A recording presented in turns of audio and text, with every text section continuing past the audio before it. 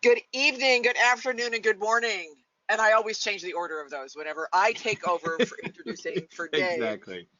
on the Silmarillion Film Project. This is Trish Lambert. Dave is not with us. He is PhDing today. He's got some Yes. stuff he's got to be doing with his dissertation advisor.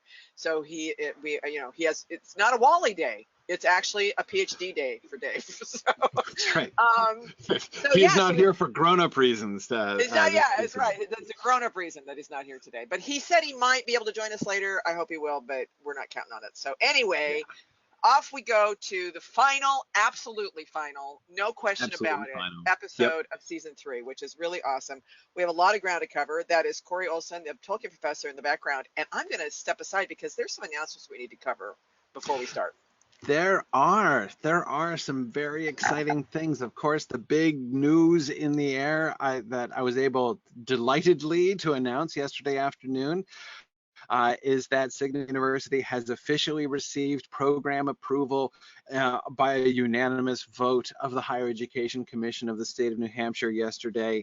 One of the pieces of vocabulary that a lot of people use and that we even in the past have used, because it's used in many places, is the question is state certification. I've been told certification isn't the vocabulary they use in New Hampshire. So, but this is essentially what is often called certification. Program approval is what we have received by the Higher Education Commission.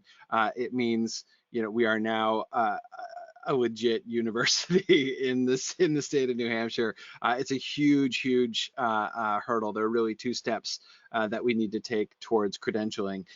There are other things, there are many other things that we need to do along the way, but this is the result. We underwent a very rigorous, comprehensive review of our entire university program with the state of New Hampshire.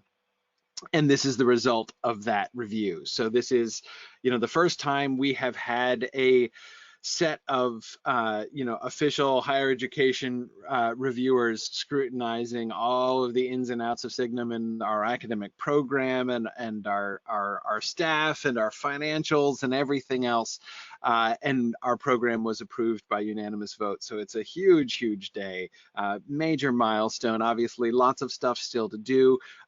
This is not, just to clarify, to make sure everyone understands, this is not the accreditation point. This is what qualifies us now to apply for accreditation. This is the thing. When people have been asking me, why don't you apply for accreditation yet? The answer is because we have to complete this first, and it's been a big process, and we're done with that now. So we're now moving on to the next frontier. So big year ahead, as we continue to move forward and to push forward, but this is a huge thing. Thanks so much to everybody who has helped to make that possible and who has worked to move us along and stuck with us and supported us for so many years as we have been building up from scratch and doing this thing, which I'm not sure that I don't know how many times this has ever been done, honestly. There are people who have started up new schools, but when they do, they almost always do it in one of two ways, right? Either as a spin-off from an established institution or with a big bunch of money. Like, you'll get a rich person who says, I have this big chunk of money, take this big chunk of money and start up a school. To start up a school with no institute, completely independent institutionally, and with no startup funding, I don't know that that's ever been done before, but we're doing it at Signum, and it is pretty amazing. Anyway, yeah, so that is super exciting. That's our big news of the week, big news of the month, really. Okay, big news of the decade, really, so far, but we'll see what we can do moving forward. One thing, though, that I do want to, as far as an upcoming events announcement, the big thing that's happening soon, our next regional event in Northern California, Baymouth, which is going to be located in Oakland, California, is happening in 2 weeks. That is going to be on the 18th, Saturday, the 18th of August. And I am I'm going away this coming week. I'm going to be on vacation this coming week, and I won't be doing any of my broadcasts next week. So I'm trying to emphasize this very strongly because the registration deadline is next Saturday, the 11th. So like the day I'm coming back from vacation is the day it's closed. So this is my last chance to remind everybody before I go on vacation that we're going to be doing Baymouth, which is going to be awesome. We've never been out in Northern California before, so we're really excited to do that. I can't wait to go out and meet people out there. We've got a bunch of great people showing up already, so I hope you'll be able to join us. It's going to be a really, really cool gathering out there in Northern California. So Baymouth deadline a week from tomorrow. Don't forget about that. You can find the registration information and everything else you need at signumuniversity.org. Just scroll down a little bit to the events page and you'll see the stuff there. I should probably arguably advance the slide to where we're talking about that. Yeah, we do have our summer reading program is still ongoing. Our summer camps, we're finishing today our Chronicles of Narnia camp, but we still have our Wrinkle in Time camp, which begins next week on the 6th. So people can still get involved in that. Yeah, cool. And yeah. Okay, so those are our very unusually exciting announcements today. So we're gonna today, as I say, we're gonna be shifting to thinking about lots of different things, tying up all of the loose ends, thinking about all the different creative contributions and sort of post-production details of season 3 today. There are 3 things that we're going to cover from season 3 today. One is the music, as I've said. The second is going to be we didn't quite finish the costuming. You may remember that was actually a couple episodes back. We got as far as the bad guys, and then I sort of threw in the towel when we got to the bad guys. But I want to think about sort of the conceptual design for the evil characters, especially Sauron's crew. In season 3, and then of course we also need to talk about locations. We have a bunch of images and suggestions, and I love most of the suggestions, so we won't take too long about talking about the locations, but it's always fun to think of, and of course to plan our location scouting trips, because that's super important. All right, so hang on, I'm looking at my lists here to see when we can get Philip back, hopefully. Trish, will you keep an eye on that to make sure we can get Philip in when we get him back? Yeah, I'll do that. Appreciate that. Okay, all right, so then I've got my attendee list set to P. My attendee list is set on Very good, excellent. So let's move forward briefly to going back to, let's start with the costuming and return to the costuming. So the villains. We talked about costuming and sort of the visual concept of lots of the of all the good guys. We stopped when we got to the bad guys. So we have our primary figures here: Gothmog, Thuringwethel, Draugluin, Tevildo, and of course Morgoth himself. One of the things that we already talked about earlier on in the season is sort of the changes that are going to be coming to Morgoth as time goes on. And one of the things that I think we need to be keeping in mind, again, I know we've talked about this a little bit, but the thing that I would really like to do, my goal is that as the seasons move forward and we move towards the end of the first age, the closer we get to the end of the first age, the less human I want Morgoth to look. I mean, and I mean human in the sense of human versus elf. I mean, I just want him to look less and less like a person, more and more like a robot or a statue.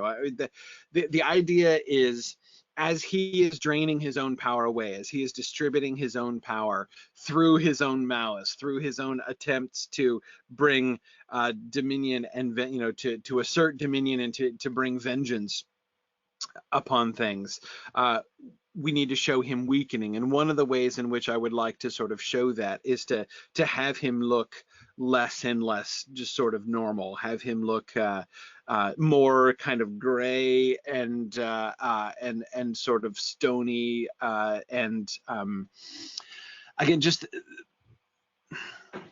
draining away his humanity. I know he doesn't have humanity, but if you understand what I mean by that, he should look less like a real person, less dynamic, um, uh, more hollow, if you see what I mean. Well, and also it's a reflection of his inability to change. Remember how we talked about that he, Yes. like Sauron has the same thing later where he can't change form anymore. And oops. Ex- And and I think you're right. Like the robotic thing is kind of cool, where he'd be walking more stiffly, moving more stiffly, or um, yes. so all that Yes. stuff. Exactly. Yeah. I mean, I think that's why I was thinking of, like the images that were coming to mind were things like robot or statue, right? Because, um, and the reason I think I'm thinking that way is exactly that kind of rigidity, Trish, exactly as you're suggesting, the kind of lack of flexibility, right? He is locked into his form. So to even show that it's like, he should have less facial expression, as we move forward. Even his wrath will not be, his face should be just kind of increasingly set into this sort of image of disdain, right? But Marielle says Morgoth is falling into the uncanny valley. Yeah, yeah, there it should be. It should be kind of uncanny valley, actually. I think that works. Um, yeah, yeah. Tony is thinking about reflecting his paranoia, foreshadowing Denethor wearing his mail armor under his clothes. So yeah, in some ways, I mean, certainly, I'm not sure I see paranoia with Morgoth exactly in the same sense, other than kind of paranoia about his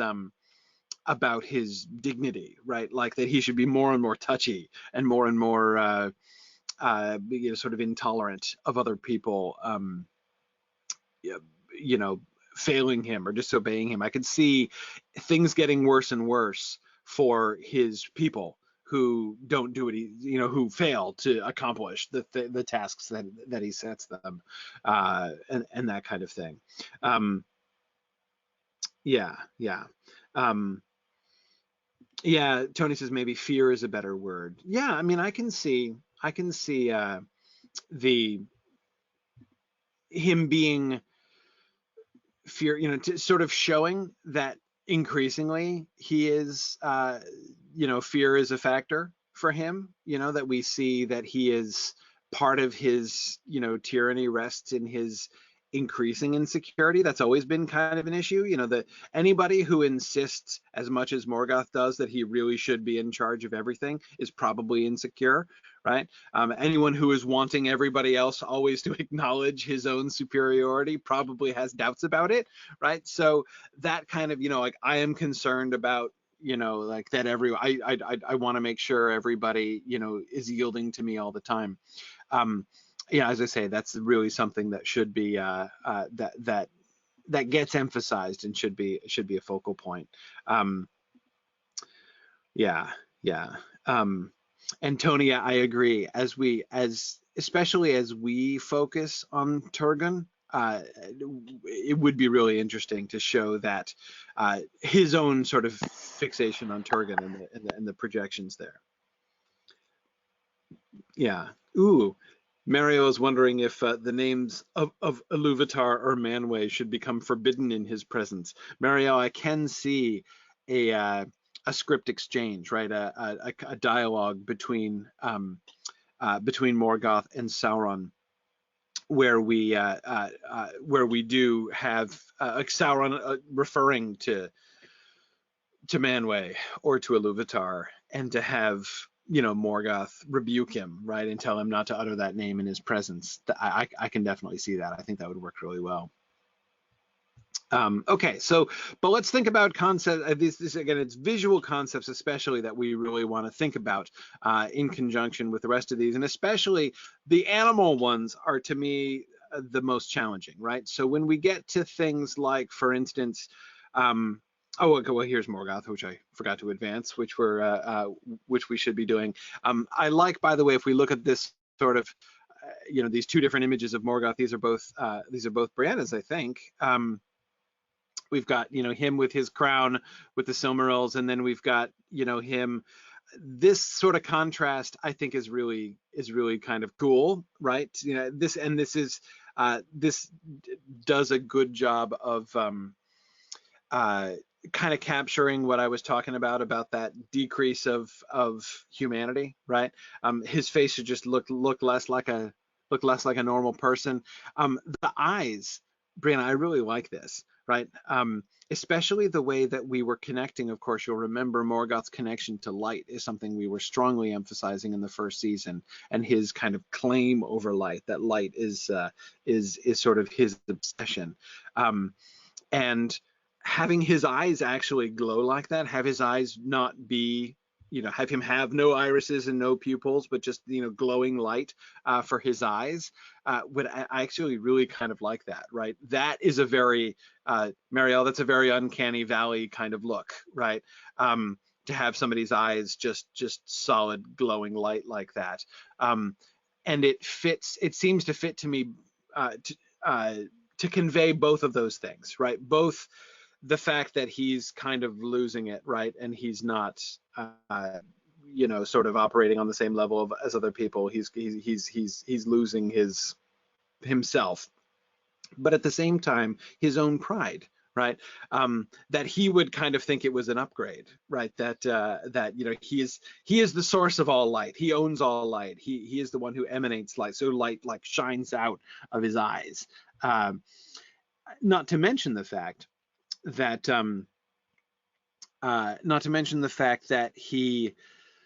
the light shining out of his eyes thing is an interesting kind of foreshadowing, right?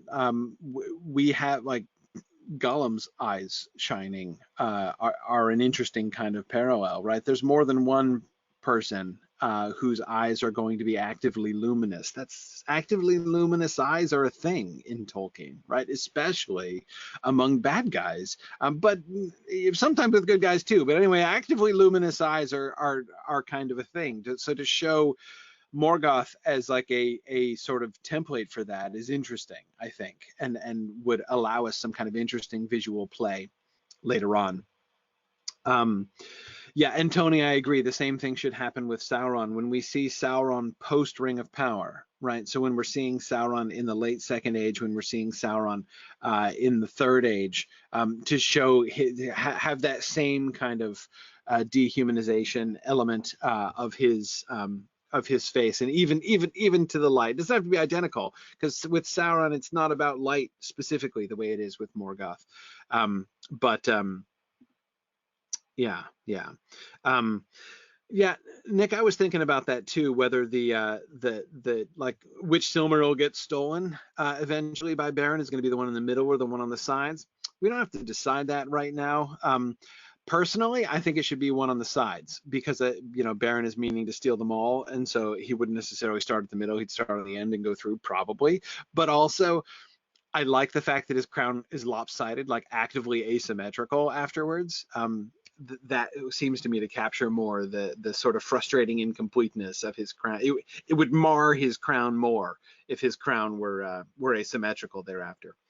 But anyway, I was going to say the other thing about the luminous shining eyes that I really like concept with Morgoth is that it suggests this element of like, I am radiating forth my spirit, right? I am putting forth my spirit into the things around me. So this idea of like my life energy is just sort of like emerging straight out of my face in this kind of uncontrolled and not really sort of relatable human way is again, to me, that kind of is suggestive and interesting. So actually, I really like that imagery. I think that's pretty cool. He should definitely be armored at all times. He is ready for war. He is ready for battle constantly. So definitely that should be his constant look. As he is the tyrant here. Gothmog and the orcs. I don't have a strong opinion about the orcs. I mean, one thing that is, I guess the two things that I would say about the orc looks. I I keep coming back to, so there are two things that I'm thinking of. One is we have to remember sort of where the orcs are coming from, right? And we have, taken a stand on this, right? We have shown the, I don't know what, de-evolution, corruption of elves into orcs here. It's still fairly recent, right? We're looking at like presumably many hundreds of orc generations upstream from the orcs that we get in the Lord of the Rings. And so, do we want to show the old orcs, the original orcs, as sort of closer to elves in some ways? Um, uh, yeah, yeah. So yeah, I would say. But I don't know exactly how we want to represent that. The general temptation, I mean, Peter Jackson did this quite well. I mean, I generally like the look of his orcs as far as their armor and stuff like that is concerned. The fact that they look tough and relatively, tough but crude, essentially. They would make good stuff. It's not like their armor and weapons would be bad armor and weapons, but I mean, that is, they would be effective as armor and as weapons. They just wouldn't care that much about the aesthetics.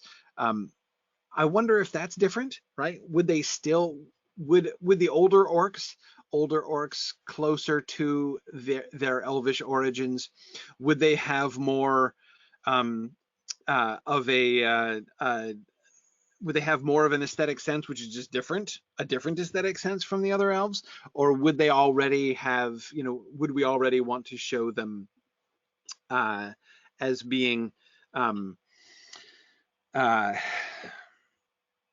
again, like, is that the thing that they've lost, essentially? Like, is, their any kind of appreciation for the beauty of their craft. Yeah, Phil, that's the other thing that I was thinking of. The other thing that I was thinking of was the description of the goblins in The Hobbit, and specifically that they are good at making armor, weapons, instruments of torture, bombs, guns, things like that, right? So yeah, I wouldn't want to. I think that it's easy to go too far in showing orc gear to be crude, right? It can't be crude in the sense of looking potentially ineffective, right? That like an orc sword is way more likely to break than a regular sword. If we're doing that, I think we're not being true to what they are and to what they're about. Mariel, I like the idea of old orcs being taller. Yes, I mean, we know that orcs are generally pretty short. The Uruk-hai are almost man-high, which is a big deal, right? Which is a major distinction. Orcs are generally significantly shorter than humans in the Lord of the Rings. That's pretty clear. Your sort of standard Uruk is small, bigger than hobbits. And also remember, there's Treebeard's comments, right? Mistaking you for little orcs. One of the reasons that he mistakes the hobbits for orcs is their size, right? They're smaller than orcs. That's why he calls them little orcs, right? But clearly, to Treebeard, they're in the same kind of size category. They're smaller than humans. So I do think that that's clear. And Phil, how do they compare with dwarves? I think comparable, maybe a little taller than dwarves, but not that much difference. I mean, I've always gotten the impression from both The Hobbit and The Lord of the Rings that orcs and dwarves are more or less looking eye to eye. They are proportioned a little differently. Hakon, they are described as having long, like proportionally longer arms. But anyway, I do think it would be fitting for us to have the orcs be taller, have them be at least man high in the first stage. And I think that this is fitting in a couple ways. It's fitting because we do see a general trend towards decreasing height, right? As we know that so Tolkien is pretty big on a correlation between physical stature and spiritual stature, right? I mean, those who are greatest and best tend to be tallest. I mean, there's no causality there, but there is a correlation, right? It's no coincidence that Eomer is the tallest of all of his riders, right? It's no coincidence that as Merry and Pippin grow up, right, and as they mature and their experience widens and they become among the great ones, they physically are taller, right? When they come back. So so anyway, that we should have we definitely want to describe the orcs as decreasing over time. So like the orcs, the Misty Mountain orcs in The Hobbit and the Lord of the Rings, by the time we get to the Third Age, even the orcs of Mordor, by the time we get to the Third Age, should be much lesser in stature than the orcs of the First Age. So the orcs who sack Gondolin should definitely be the orcs of The Hobbit might remember stories of the wars with Gondolin, but those goblins really should be a fairly pale shadow of the orcs that were there actually in Gondolin, right? So that kind of diminishing, as I say, that fits with Tolkien's world very well, and I think we should definitely do that. You're right, Nick, that they will still appear short in comparison to the super tall elves. So yes, the Noldor will still be much taller than they, even the Sindar. The major place, Nick, where we're going to want to show the difference is that they're going to be taller, significantly taller than dwarves. And then when we see them fighting men, I think that humans and orcs should be pretty much looking eye to eye, which will make them shorter. Orcs shorter than elves, but they should tower over the dwarves still at this point. Yeah, yeah. Yeah, good. Yeah. Boomful says, how can you tell he's a king? He's the tallest one. Like that works on a surprising number of occasions, actually, in Tolkien's world. So yeah, anyway, that's definitely, as far as their sort of physical aspect, that's one of the main things I think is going to be important. Gothmog, of course, should be physically larger. Gothmog, I think, should tower over the elves. Like, he should be significantly taller because he's not a regular orc, right? He is an embodied Maya, and so therefore the embodiment that he takes, he should look like an orc proportionally, but he should be significantly larger. So I'm thinking Gothmog, or not Gothmog, sorry. No, Bulldog. Oh, goodness. Sorry, my brain, I'm really exhausted at the end of this month, so my brain is not in its best place today.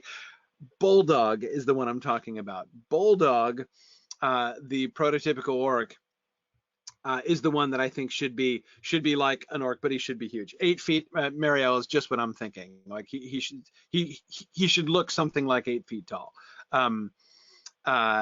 Yeah, exactly. The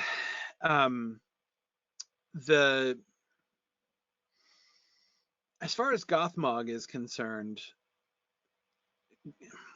we talked about this with the Balrogs. Of course, our backstory of the Balrogs, I still love our backstory with the Balrogs, how they used to be these winged angelic figures.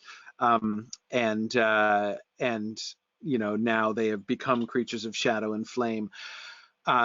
We talked about this before. I'm pretty sure in season 1 we talked about the visuals of the fallen Balrogs and what we wanted them to look like. And I remember discussing whether or not we wanted to have them look scarred, right? Or whether we just want to make them look sort of fiery. But Hakan, I do think that they should look less human. The Balrog, when they meet the Balrog in Moria, it's like man high and vaguely man shaped, but it's not like it's going to be mistaken. Like a Balrog shouldn't be able to blend in a crowd, right? Even apart from like its presence and the fear that it inspires and things. It's got to look. They need to look demonic, essentially, right? I mean, that's basically what they are. So. Yeah. But wait, I moved away from the aesthetic question. That is the question of orc aesthetics. Um, what do you guys think about this? Do you think that we should have the orcs? Should their stuff be crude design-wise? Should they have, should they be more unpolished? Do we want to show them? Um, See, I'm inclined. I think my own inclination would be to have that be a corruption over time, um, to have them be exercising, aesthetic creativity in their armor and their weapons, but just have that turned towards particular cruelty, right?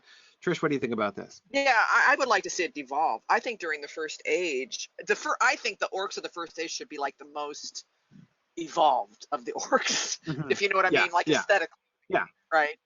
And then as time goes by, by the time we see them with Frodo and Mary, Frodo and Sam, and Mordor, I mean, you may see vestiges of it, but it's just really become corrupted and devolved, and it's just not, the creativity is just not there anymore. So that's what I'm thinking, because you think about, Melkor is investing these guys when he still has power, and remember how uh, uh, opulent his living quarters were back when yes, he still yes. was human.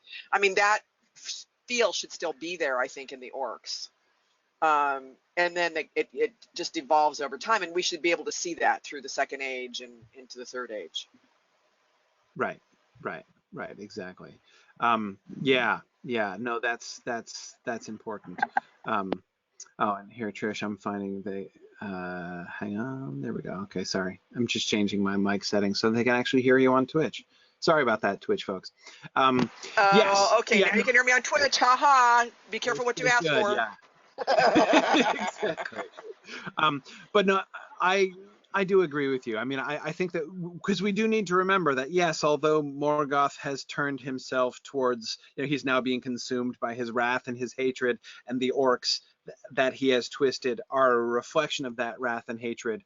That's more of a function, right? Rather than it's not to say that he's still pretentious, right? Morgoth is, Right. he's He's still still going to want his the, soldiers to make him look good, right? I mean, at right least in the yeah, exactly. The reason that um, the things that drove him to make Autumno awesome, right, exactly, exactly, splendid, exactly. that kind of arrogance and pretension, he's still got that.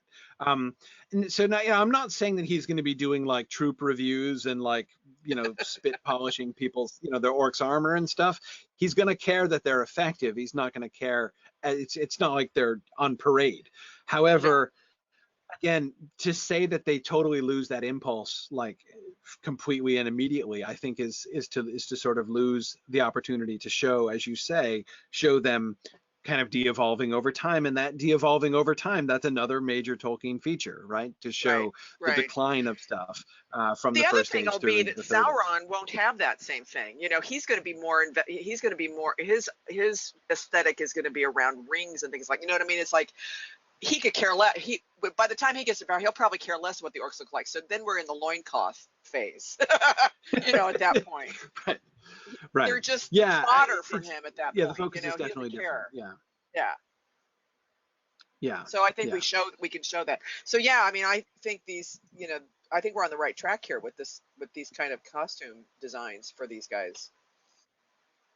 Yeah, yeah, yeah. So I mean, again, yeah. So not ornate in the sense of just decorative, right? But it should be.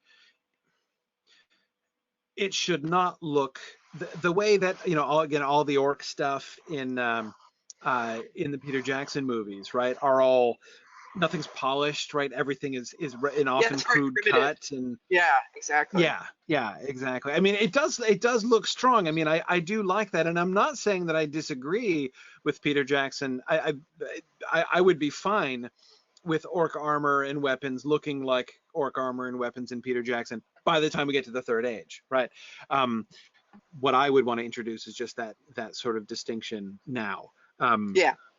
And I do agree with So Tony. It yeah, should be pragmatic. I mean, it's not going to be ermine furs and jewels and things like that. You know, you're not going to have finely wrought sword hilts and things right, like that, but you're certainly right, still going to have functional yeah, and aesthetically polished looking. That's basically right, it. right, and yeah, polished looking, exactly, and more, I don't know, sort of creative cruelty, you know, like Yeah, that's a good way of putting it. swords and daggers with like uh, intricate barbs and uh, you know, just like that. Find some of the most creatively horrible weapons that people have ever come up with, like, you know, that especially designed to do the most hideous sorts of things. You know, this is not just a you know, a simple blade that we're using to stab people, right? But the kinds of you know, barbs and jagged edges and everything else that people have come up with to be most merciless and horrible. That's the kind of stuff that I think that they would be applying their still more fertile creative minds to here in the first age. Because remember the way it's important to remember not only that they were corrupted elves, but to remember the corruption story that we've given them, right?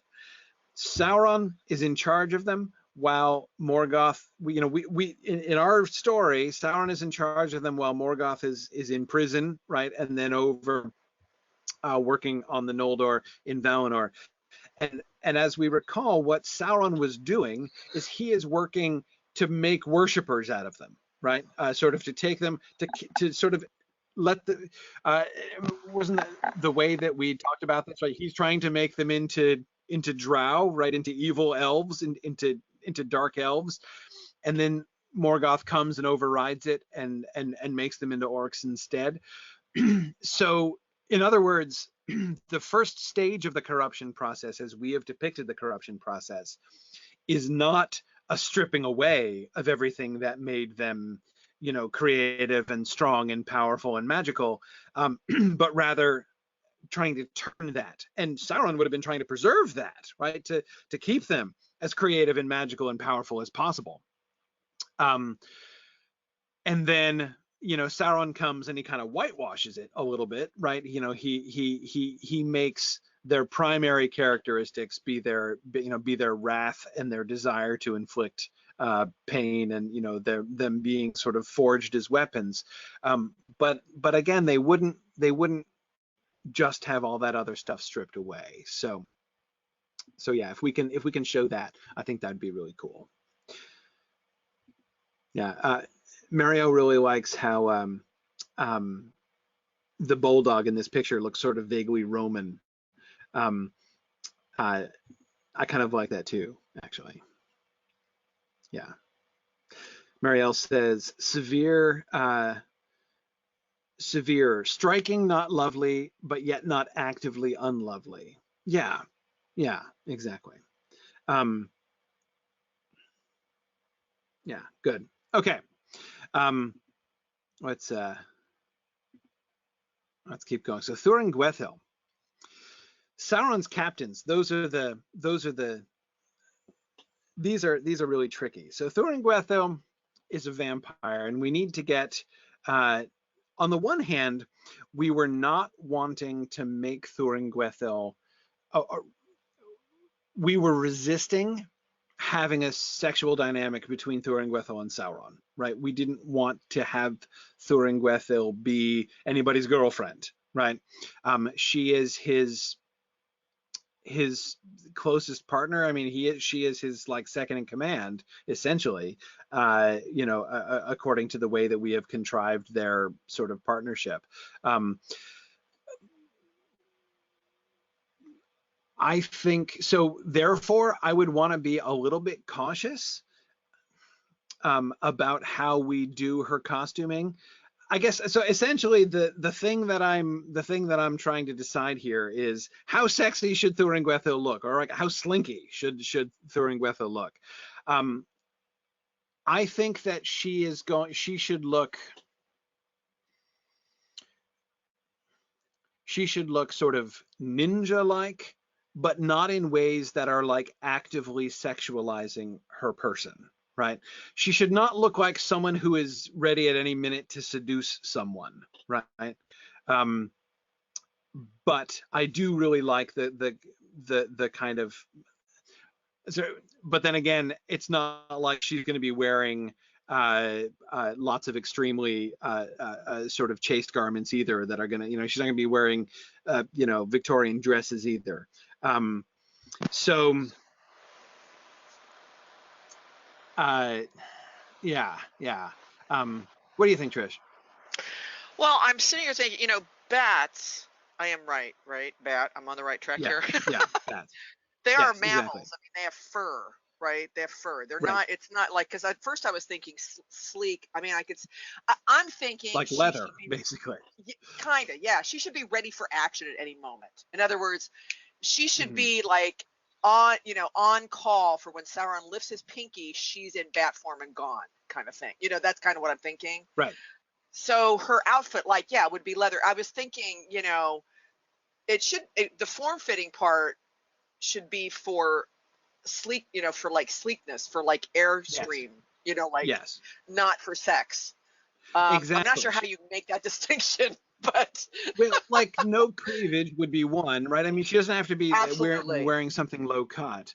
And maybe the right. kind of combination of her to be wearing, I could get like ninjas, aren't sexy, right? No, no, that's right. That's like That's right. a ninja outfit is like a good kind of the kind of thing that I'm talking about, right? Because as you say, exactly, she's going to be efficient for motion, right? So she would be wearing Right. something form fitting, even something like a leather bodysuit sometimes would seem And I was fitting thinking like a to leather me. bodysuit, maybe with some fur trim, or some they're because bats are furry. They're basically flying foxes, kind Yeah, of, right? yeah, So yeah, there's some fur, but not lots of it, obviously.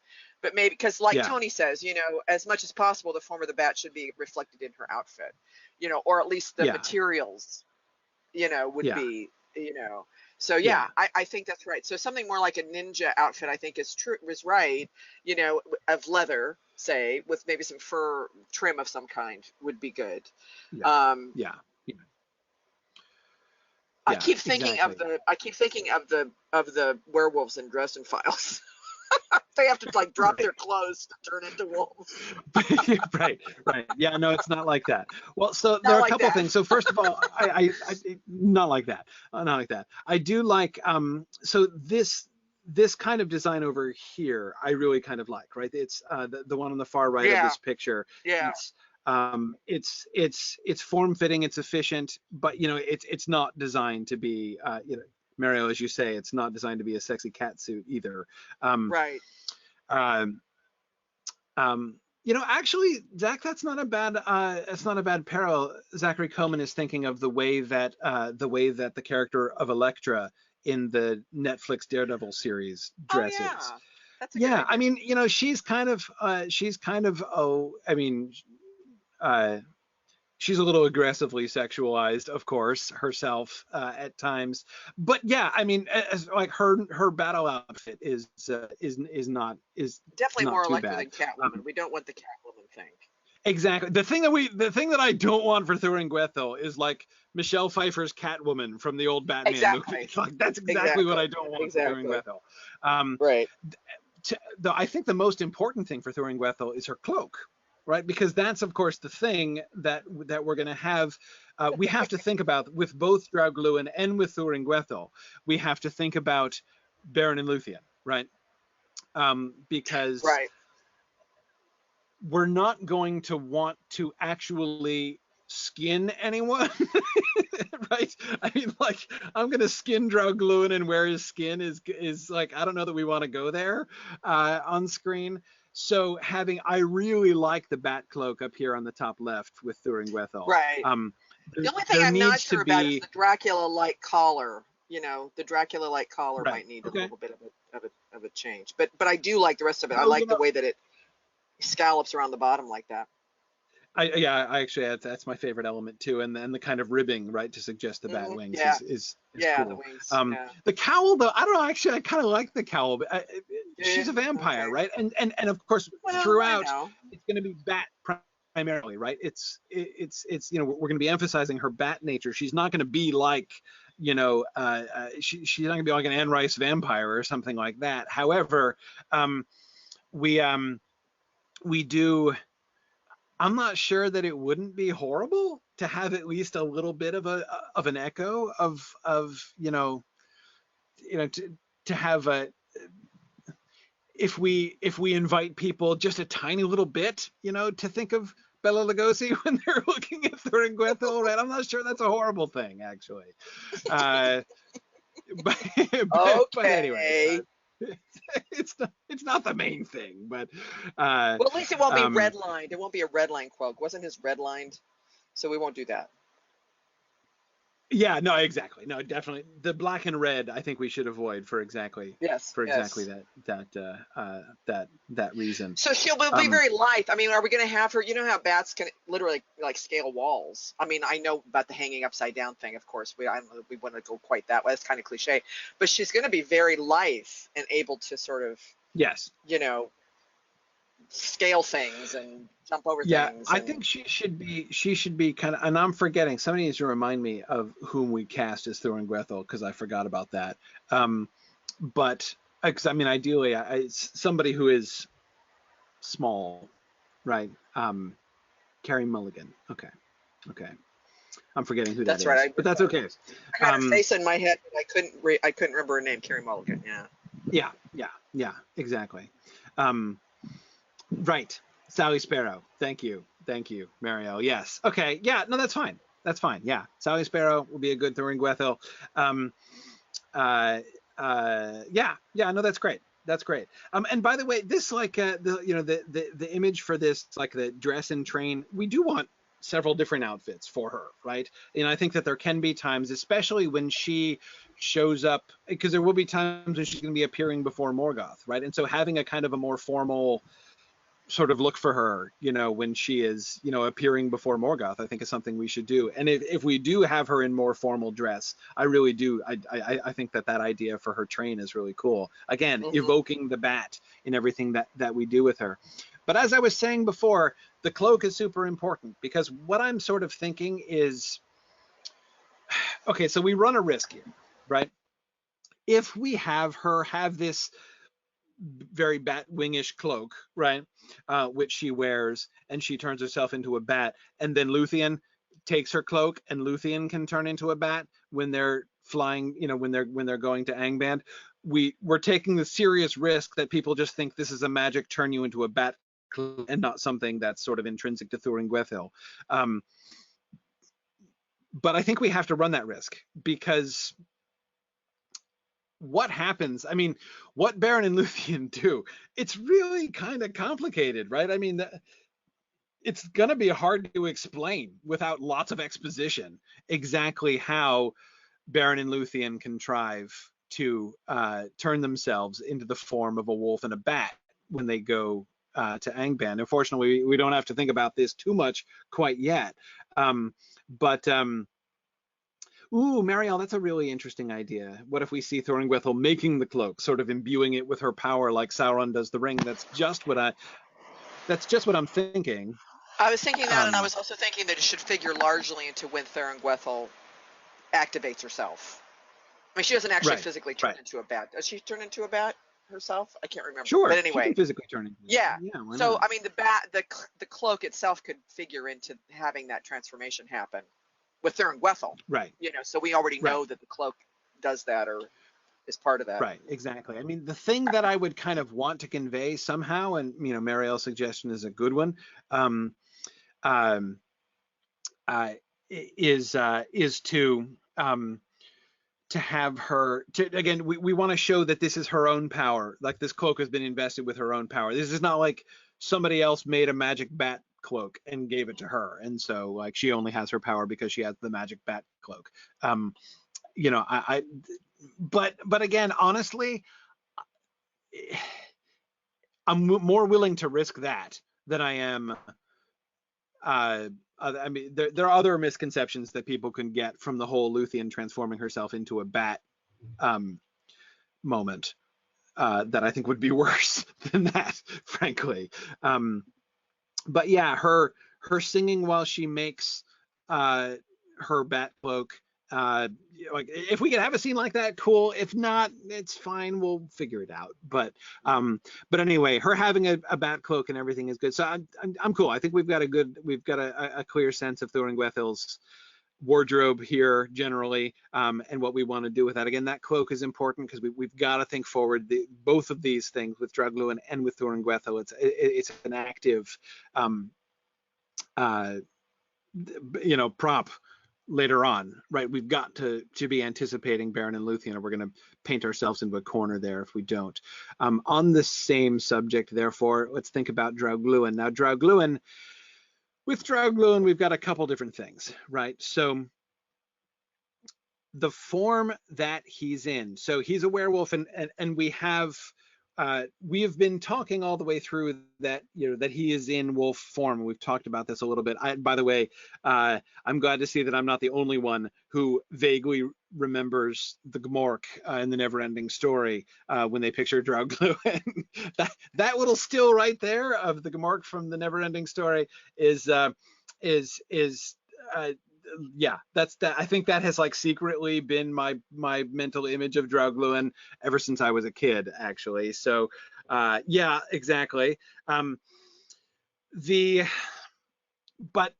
okay, how do we work again, Beren and Luthien, right? Beren puts on the wolf hame of Dragluin. I'm pretty sure what Tolkien means by that is that they actually skin Dragluin and make a cloak out of his skin, and Beren wears it. I don't think it necessarily means that he like puts it on like a costume.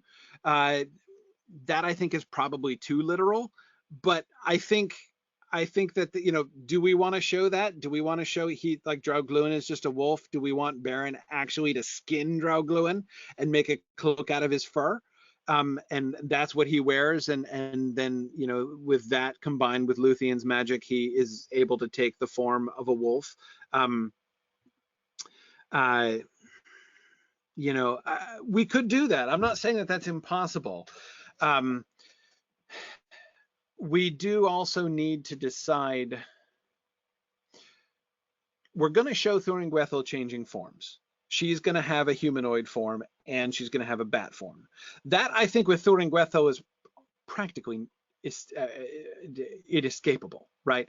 We can't have Thuringwethil be a talking bat the whole time. That's just not going to work, right? Nobody's going to take seriously a talking bat, or rather, the most that we could hope for from the character of a talking bat would be somebody who has approximately the stature of Iago the parrot in Aladdin, right? I mean, it's like she's going to look like his familiar, right? Sauron's familiar, if we make her a talking bat. So we want, and I think very rightly, for her to take a human form and to be transforming herself back and forth between human and bat. So the big question that I think we need to firmly decide, can Dragluin and Tevildo do that ever? Do they ever transform into human shape? Do we want to show that happening? With Dragluin, I think we're stuck. I don't know that we can do that, because the whole way that we've sort of defined werewolves, right, is that these are creations of Sauron's, right? He has taken animal forms and he has invested them with evil spirits, right? So we have this this tormented creation, right, of these spirits of Maiar, right, which are being forcibly entrapped in the bodies of wolves. Yeah, I mean, Mariel kind of makes a point. I mean, Dragluin you could almost consider to be sort of the opposite of Huon, who'd never change his form. Huon. Right? Yeah. Right. So and I'm fine with him skinning Dragluin. I mean, it's kind of icky to think him putting it on afterwards, but we don't have to be showing the whole skinning on screen. Right. A montage of like the tanning and curing process of Dragluin's belt. Talk about 3 months later, theater, they're right? ready to set off for Eggman. Exactly right. Are we ready to set out for Angband yet? No, no, no. The pelt is still drying. We've got to, It's not ready um, now, that said, I'm joking, but at the same time, the visual image of Draugluin's pelt stretched between two trees is, I'm not sure that's kind of awesome, actually. That's kind of Uh, dramatic, isn't it? it kind of is, It's like he could Um, he said at least give it a day for the blood to dry, okay? Before I have to put it on. I know, right? I mean, yeah, it's kind of icky. Ugh. Yeah, yeah.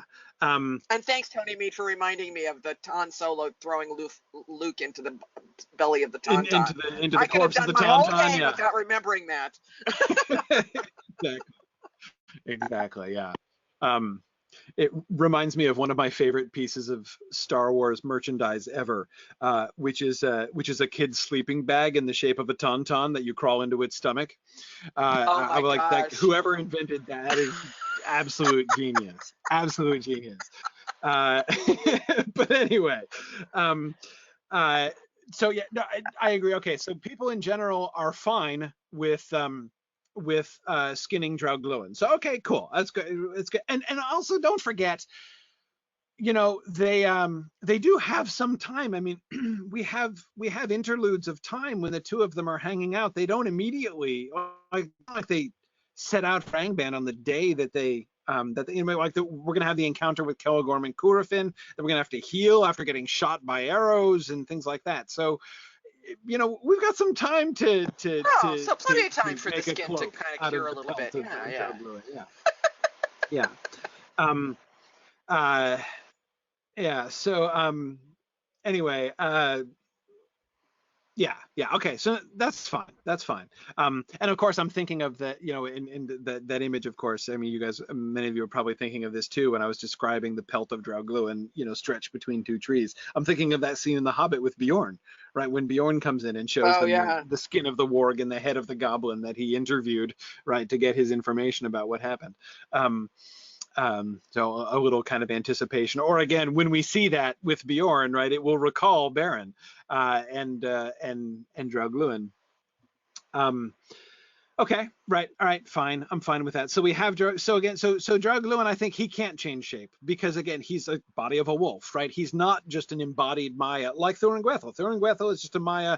This is her embodiment, right? And what she does is change into a bat. Tevildo is, or not Tevildo, sorry, Draugluin is not in the same position, right? He's got the body of a wolf, a warped, twisted, enhanced wolf, right? He should not look like a normal wolf. He should be significantly larger, the second biggest wolf in the world, possibly third biggest, I guess, counting Wolf Sauron, but whatever, that's a issue for another season. Functionally, the second biggest wolf in the world, second to Karkaroth, and he should. I like the idea of him having sort of scars and to sort of to show his tormented creation. Yeah, he should have um, uh, definitely look unnatural.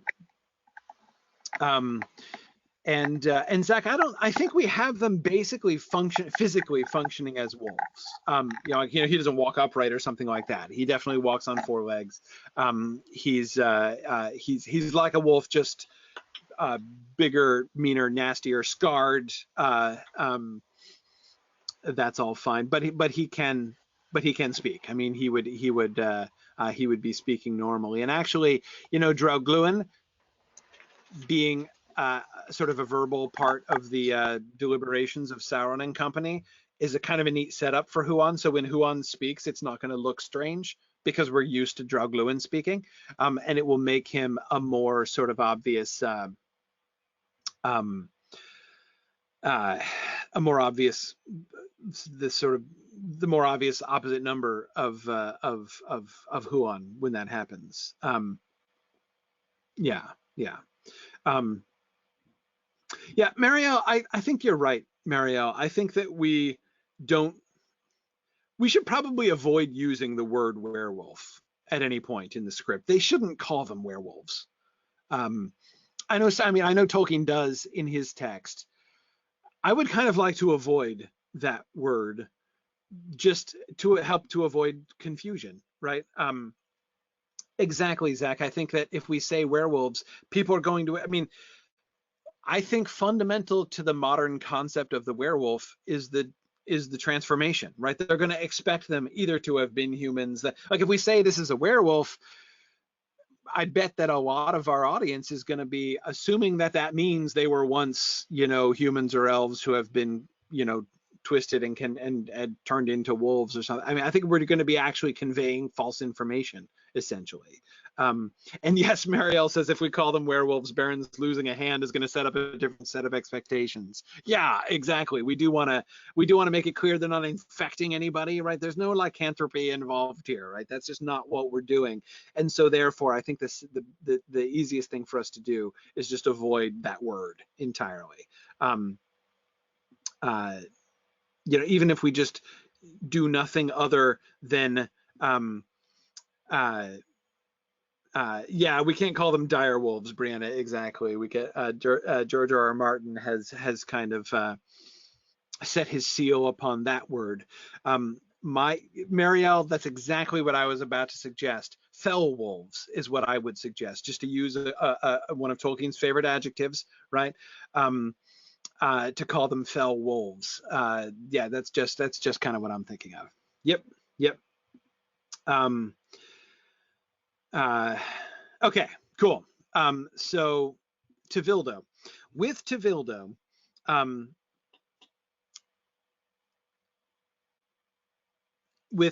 we're not quite as locked into the pure beast form, right? Tevildo is presumably a spirit who has manifested himself as a cat, or are we imagining that Tevildo is like direct, like, that Sauron imprisoned these spirits in the bodies of, some of them in the bodies of wolves and some of them in the bodies of cats? Since Tevildo is ultimately a rejected concept, right, in Tolkien, we kind of have a little bit of freedom. We don't ever really see how where kind of Tolkien is would have gone with it, right?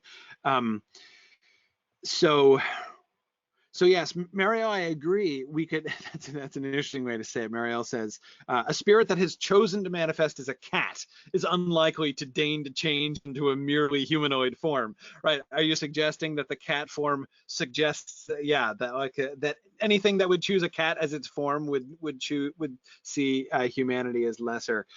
Yeah, that seems to me to kind of capture the feline attitude. I can see that. So basically, our conception of Tevildo is that Tevildo theoretically could take human form if he wanted to. He just doesn't, right? We will never see him do that.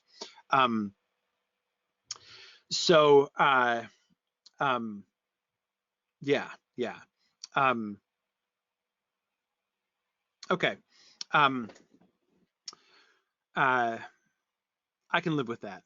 Keep in mind, by the way, when we talked about Draugluin as this sort of opposite number of Huon, and in a sense he is, in that Huon is a wolfhound, right? And Draugluin is the sort of father, or at least the godfather of the wolves. But of course, on a more literal level, Tevildo is actually his opposite number, right? When the original conception of Huon was Huon versus Tevildo, right? Tevildo was his archenemy, and this was a dog versus cat thing. This is not a hound versus wolf thing. It was a dog versus cat thing. Tolkien obviously being a dog person. I'm glad he didn't do that. I'm glad he finally left that idea behind. It's a little bit too cliche. Yeah. Tolkien was obviously a dog person. Obviously, I know you're a dog person. And I know you're a dog person. I am, though that's really kind of by constraint. I can't pretend that I give cats a fair shake, because half my family is deathly allergic to cats. So we run whenever we see cats. So I've not interacted significantly with a cat in 25 years. So anyway, so like I'm totally not pretending to be objective on the dog and cat thing. So Nick says we had decided on Tevildo being a project of Morgoth's, which Sauron imitates to make werewolves. Huh? Okay. I don't have the faintest memory of that, but I believe you. Yeah. I guess. Tony's idea is interesting. The difference between them is that Tevildo Yes. chooses to become a cat while Draglun is forced into the body of a wolf as punishment. I like that.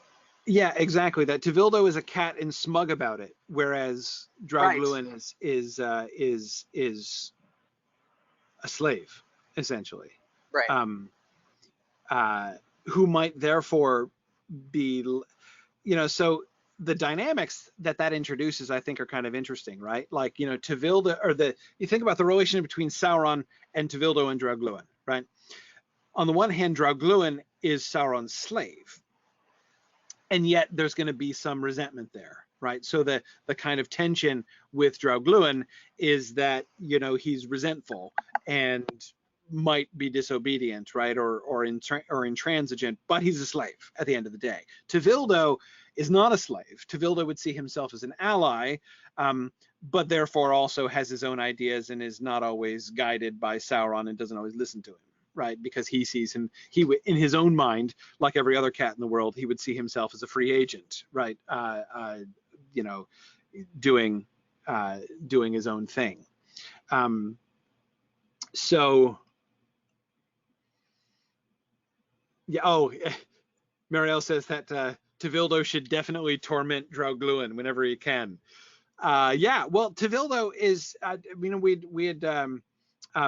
had talked about it, having Tevildo be the torturer, right? I mean, he's who should enjoy inflicting suffering on others. I mean, here again, I'm not trying to be just anti-cat, but sort of taking.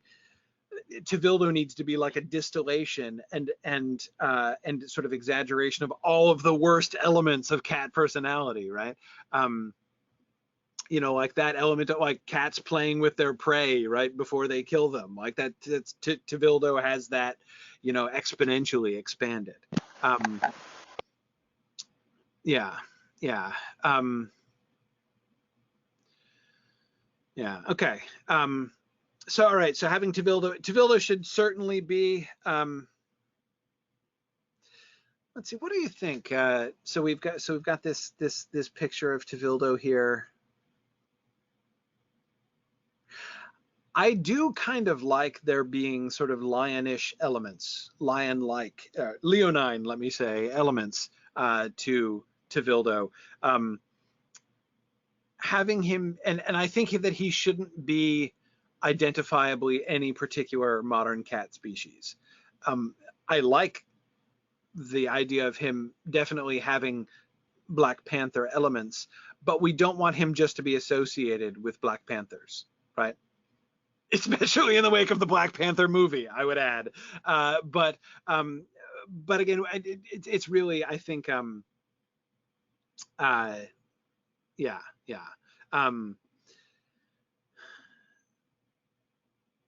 Oh, interesting. Tony says, what if he's a saber-toothed cat? See, again, I wouldn't want to go too distinctive, like not the actual saber-toothed look, because then we would have people think, again, we'd be calling up more particular associations.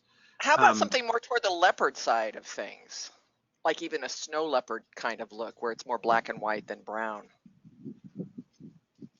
Yeah, maybe. I kind of like this. So this picture that we have up here on the right, I really kind of like, with the not a full lion's mane, but a kind of like suggestion of a lion's mane. That's a good one too. I really kind of like that.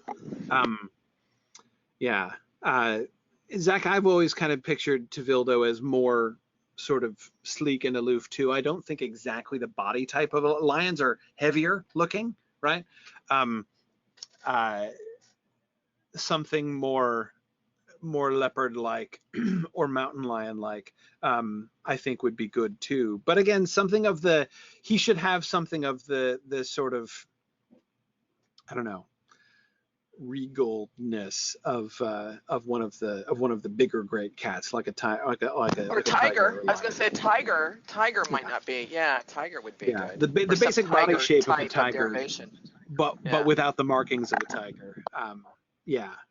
yeah, something like a tiger, but maybe black or mostly black in markings. Yeah, I think that would be good. Cool. All right. And hey, that's it. We're done. Look at that. We finished with the bad guys. Was that because there was nothing else we needed? Because we talked about Sauron and Morgoth in earlier seasons. So, Right. hey, awesome. Look at that. We finished a segment. And now the big question.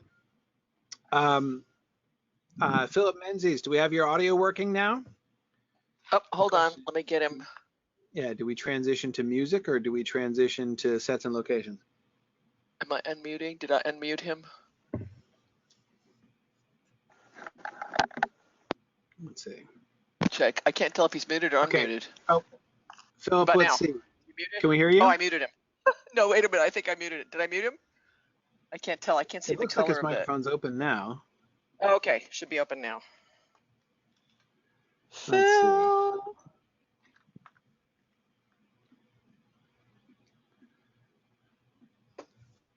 Now, I feel really bad because, we've been looking forward to talking with Phil about his compositions here, and he's having all kinds of technical problems with his computer today.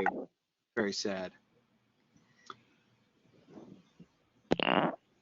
Oh, can we hear you there, Phil? I think I can see your audio activating. That sounded like him. Philip.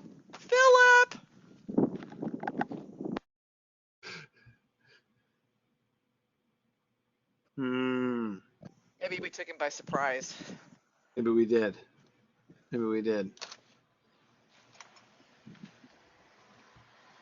Huh. Okay. Okay.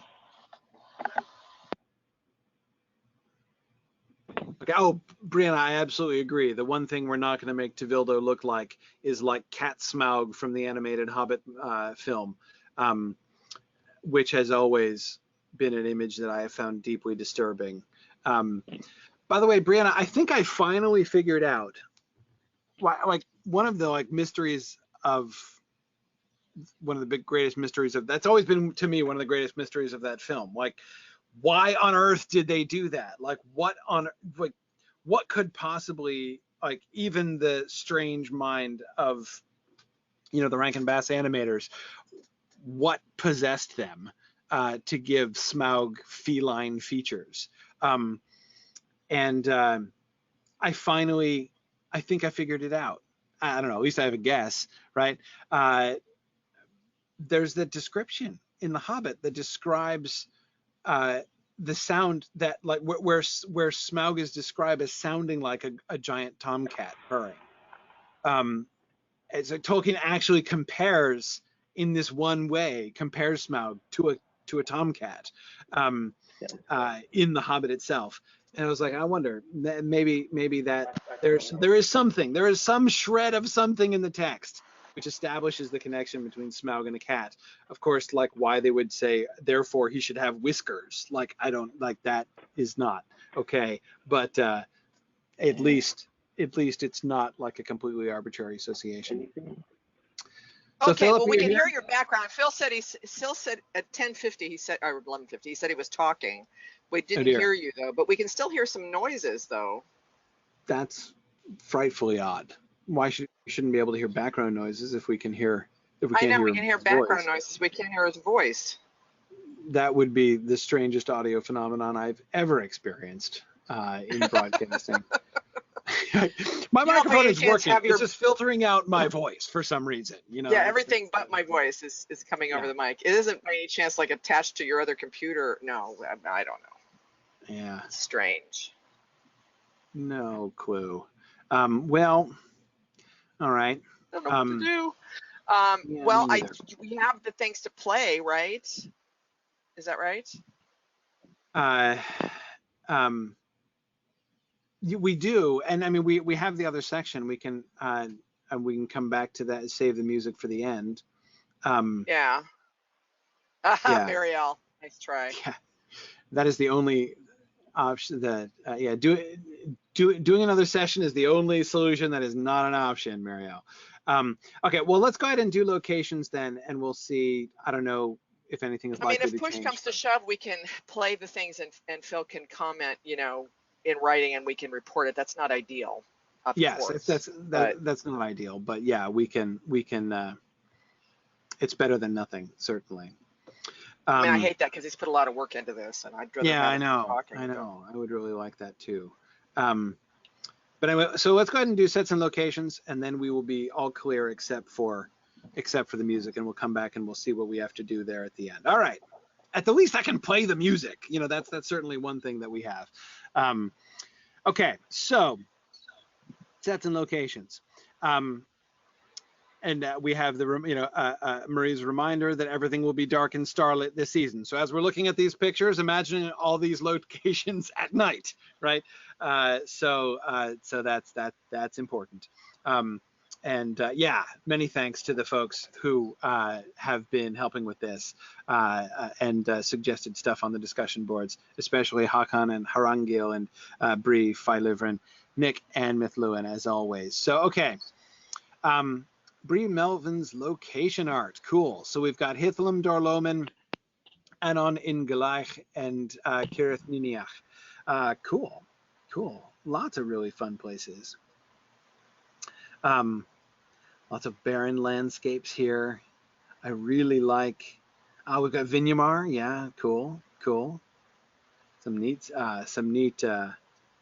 spots here. These were all drawn 3 years ago, Bree. Yeah, cool.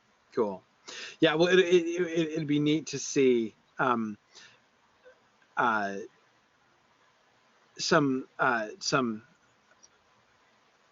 pictures associated with some of the particular spots that we're looking at. That would be really, really neat. I like these. So, Bree, what's the stuff where you've done this dominant sort of reddish overlay? What was your thing? Those are the ones that are sort of most interesting and striking. I mean, the others are really good too. But what were you sort of thinking about there? Hakan, I was thinking the same thing, that there are some nice resemblances here between some of her pictures and some of the photos that we found. Yeah, these are really cool. So these at the bottom, I think, are the Arid Wethrin. It's cool. Coast of Nevrast, right? Loskar, up further in the north. Cool. That was the canyon. Okay, so this over here, this is the canyon that Tuor takes after going through the Noldor secret cave to the coast. Yeah, cool. Right. Yeah, that kind of a really sort of sheltered box canyon is really neat for that kind of thing. Yeah, awesome. Okay, shots for the Firth of Drengist. I absolutely agree. We want fjords for the Firth of Drengist. There's no question about that. So yeah, this is perfect. Now, the one thing we need to remember is we got to think about Círdan coming in, and the one disadvantage of fjords, right, is that we need to be careful of where they're able to land and where they're able to go after. I guess they're not going to really see people from their ships, right? They're never going to see the Noldor from their ships. They're going to have gone inland when they see the Noldor from a distance. That we're not having them interact yet in this season. So that, of course, like I said, if you're in fjords, you're not going to have a vantage of people on the shore, right? If you're sailing up a fjord. But I definitely want fjords for the Firth of Drengist, absolutely. So that northern area can be very Norwegian. And Tony, I absolutely insist that the fjords be modeled after those designed by Slarty Bartfast. That's obvious. Yes. Yeah. Cool. Excellent. Yeah, Hakan says the picture on the left allows for Kierden to see the burning ships from afar. Right, right. Yeah, I mean, is he going to be able to? Yeah, he might actually see the flames. I can imagine this being something like the coastline where the ships were burned. So if if we sort of imagine there, in fact, this is such a great picture, not only just because it's beautiful, but this sort of cleft in the mountains here, right? Suggestive, like reminiscent of the Kalakirian, a kind of a mirror image reflection, right, of the Kalakirian, which I really like. But yeah, I can imagine this being a kind of shore that where Feanor landed, and then he burns the ships. But in order to for them to kind of go further and see what's going on, to see them sailing up the fjord like Firth, I think is awesome. Very cool. Lamoth, a bleak coastal region with impressive mountains to the east. This is great. Where is this location? Hakan, do you remember where this one is? Because golly, that's kind of perfect, actually. Yes, this kind of bleak coastal flatland would be really, really neat, with some ice and snow involved here, both on the mountains and on the flats. Yeah, yeah. This kind of echo of that. I think it would be good if the terrain that the Noldor were in were still kind of wintry, right? We're still kind of icy. To be a sort of an echo, like a faint echo, though, of the Helcaraxa, right? So that we get. I think that if the Noldor were surrounded by, sort of glacier remnants and some ice and snow, it would be a good way to sort of establish the connection between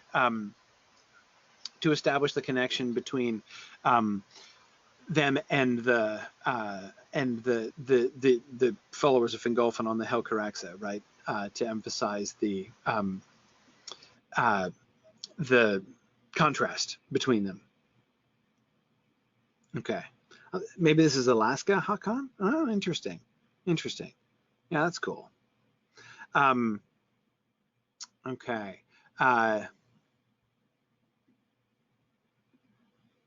Very good.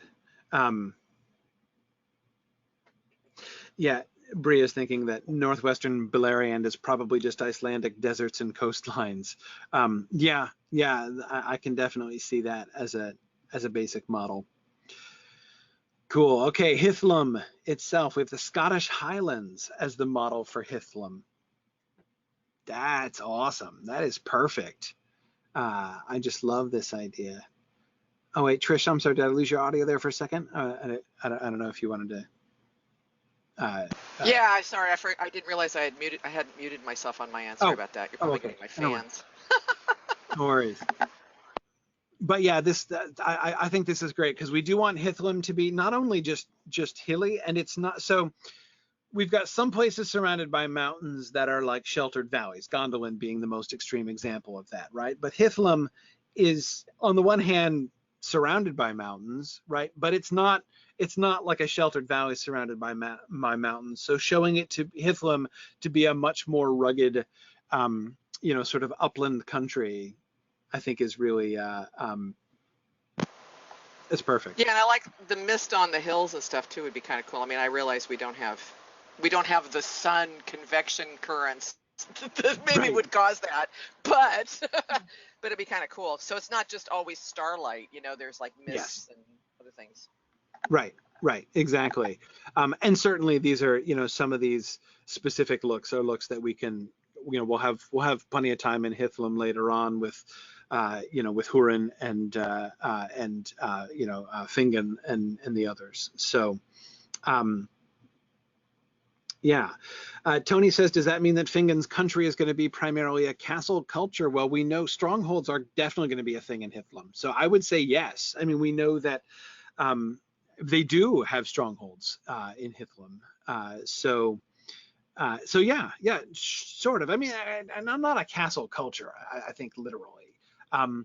but they, Hithlum knows itself to be on the front lines. I mean, that's that I think is going to inform their culture very significantly. So awesome. Yeah, no, that's just perfect. Scottish Highlands, absolutely perfect. Brilliant, brilliant locations there. And so specifically Lake Mithrim. Yeah, yeah.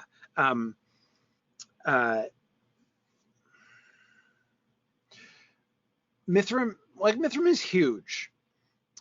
So we don't want, like, as charming as they are, we don't want like a mountain tarn, for Lake Hithlum, because it needs to be enormous, which means it's, more like something which is more like a crater lake, really, is something that I think would be more accurate for Lake Mithrim. I think I would stick with the Highlands here if we could, mostly just for scale and for proportion, to try to make Lake Mithrim there. Tony, yeah, exactly. Mithrim can be a loch. I would be fine with Mithrim being a loch. Zach says, is it big enough that you can't see the far shore? Well, not necessarily. Yeah, Phil says, looking at the Atlas of Middle-earth, Lake Mithrim is bigger than the whole Vale of Gondolin. Yeah, exactly. But you can see to the other side of the Vale of Gondolin, so I think it would be okay to be able to see the mountains on the far side. But it definitely shouldn't look like a pond. It should be large. Would it be long and thin like Loch Ness? Not necessarily very thin, I think. I think a little bit broad, but I would definitely be okay with having Mithrim be longer than it is wide. Yeah. Yeah. But yeah, no, I was thinking this is from the Highlands, and that's the kind of thing I'm thinking for Lake Mithrim. Maybe something a little bit larger if we could, or to make it look larger. But yeah, definitely along those lines, I think would be good. There are plenty of lochs to choose from. It's true. It's true. One of these days, I'm looking forward to getting over to Scotland and actually spending some time just traveling around and seeing the landscape in Scotland, which I've never done. I've visited Scotland before, but I really just kind of went to Edinburgh for a few days and that was it. So I really look forward to the day when I can explore Scotland a great deal more than I have already. By the way, my family has just recently made its plans. We're going to Iceland this year. I'm going to go visit Iceland for the first time. I'm pumped about visiting Iceland. But anyway, okay, Lake Mithrim. So yes, a big loch. That's what we're looking for. And rivers. Okay, yes. So the River Gellion, absolutely. So the River Askar. Most of the more minor rivers, they're big enough to be on the map, so they can't be streams, but they should be rough and quick rivers, exactly like this. The River Gellion and the River Syrian. Do we get Syrian next? No, we get Helcaraxen next. Okay. Gellion and Syrian are the two biggest rivers. Gellion is the longest river. It's longer than Syrian. Syrian is the biggest river.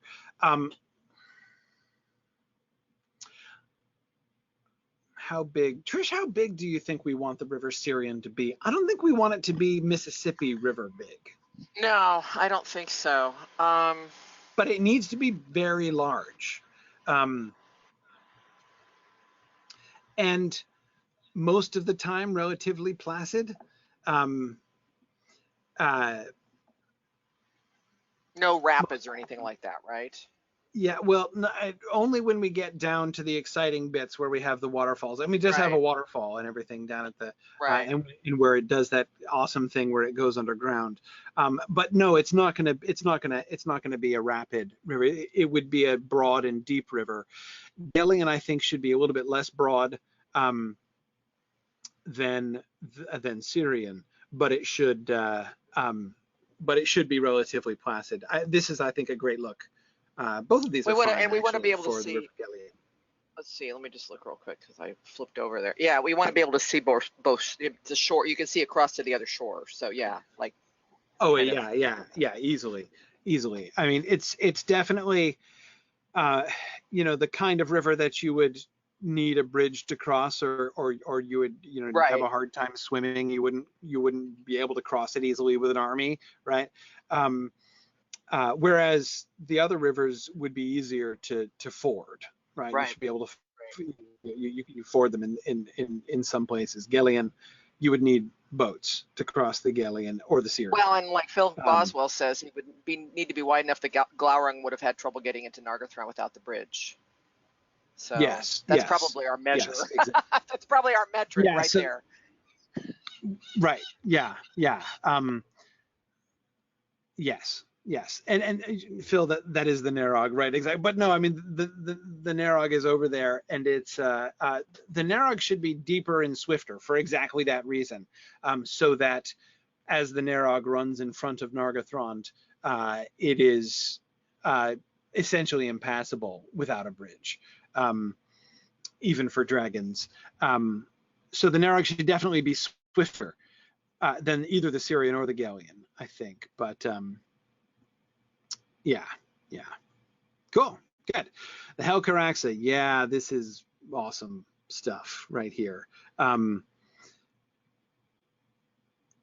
love the chunks of ice sitting around. That is really like imagining people kind of wading through those, with like these chunks of ice tearing at your legs, because it's not like they're wearing high tough boots, right? They're not dressed for this. Yeah, yeah. And of course, this picture up here making me imagine, people falling off of bridges like that, or this collapsing under people. Yeah, very, very cool stuff. I don't know that I would want to make it where there could be places. I mean, we're coming back to visit them at the Helcaraxa several times. There could be spots where they're actually having to like hop from one, like icy rock formation to another, uh, uh, over a field like this. Would be a really good way to sort of convey how difficult the terrain is too. Awesome. Lots of really good Arctic landscape possible here. Excellent. And the aurora, yeah, I'm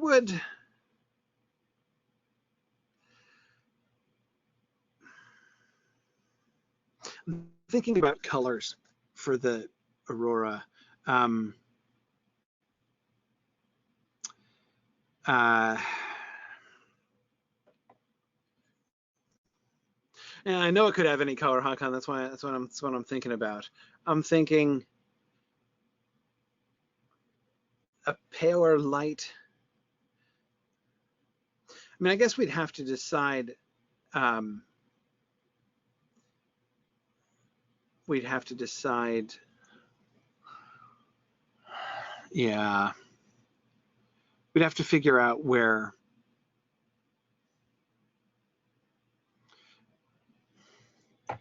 what kinds of associations we want to have with it. I'm thinking silvery mostly, that we would want it to be silvery. Silvery, possibly purplish. I'm less fond of the green. I mean, I love green, but it's my favorite color. But I'm less fond of that here for this picture. Well, the way, Phil, we're having the aurora generated, it's a plot point. It's a piece of mercy that's shown to the people of Fingolfin. We have, and aren't we partially using this to introduce Tilion? Didn't we have Tilion involved in this process, as I recall? But yeah, we have the aurora actually put in the sky as like a sign of mercy to the Noldor, to the people of Fingolfin, sort of acknowledging their courage and their suffering, not freeing them from it, right? Not taking away the consequences of their choices, but showing that they're not abandoned. Yeah, so Tony, it does introduce the fact that the aurora would then afterwards sort of mean to the descendants of Fingolfin kind of, it would be similar to what the rainbow was to Noah in some ways. Yeah, absolutely.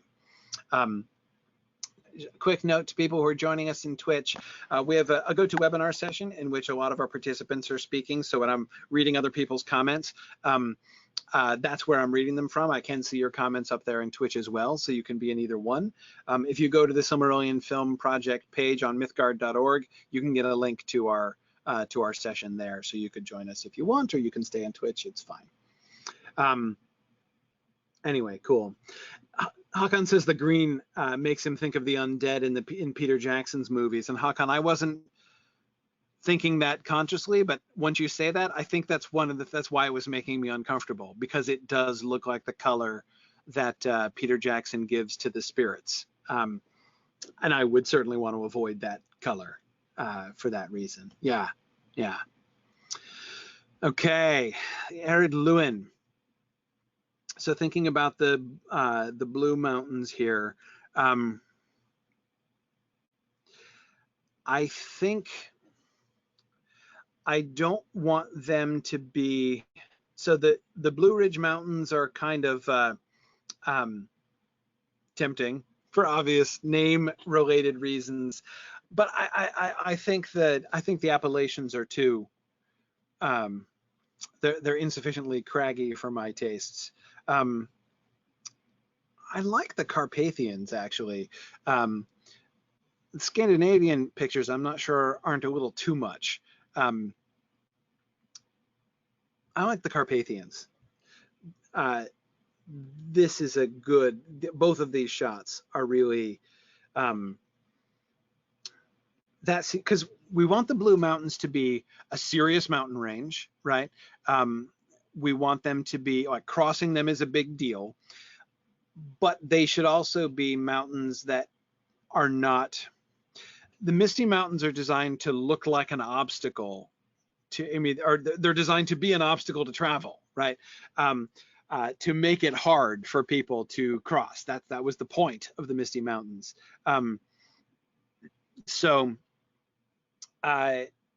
Therefore, for the Misty Mountains, I would really want something like, you know, like the Rockies or the Alps, something like that, which you would look at and say, man, I can't walk over that, right? That's not possible.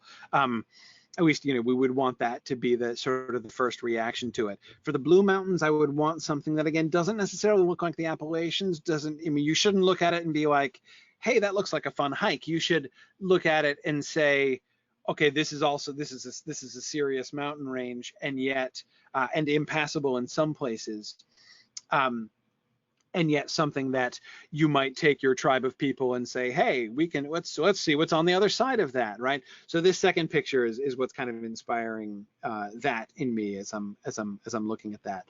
Not forbidding, but significant. So yeah, Carpathians, that's cool. That's cool.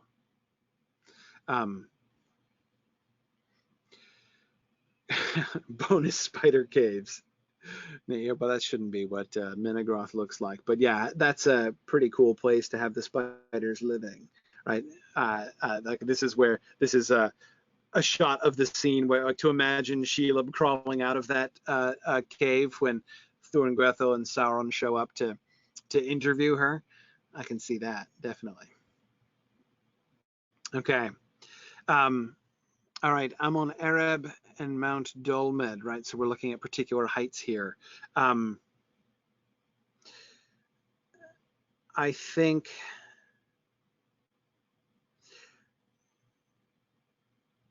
this kind of thing here, the bottom center, is the one that I'm thinking is really sort of my picture of it. We want it to be a hill. Amon Ereb needs to be a hill, not a huge mountain. It needs to be something that they can climb up and fight from. You know, it's not something, it needs to be accessible enough that the orcs can swarm over them, and yet for it to be significantly defensible. Yeah, yeah, but it needs to rise out of the plain fairly dramatically as well, so that it's a landmark all around. Yeah, it does have to be a solitary end, exactly, Hakan. Yeah. Okay. Ered Gorgoroth and Nandun Gortheb. Oh, what wonderful pictures for Nandun Gortheb these are.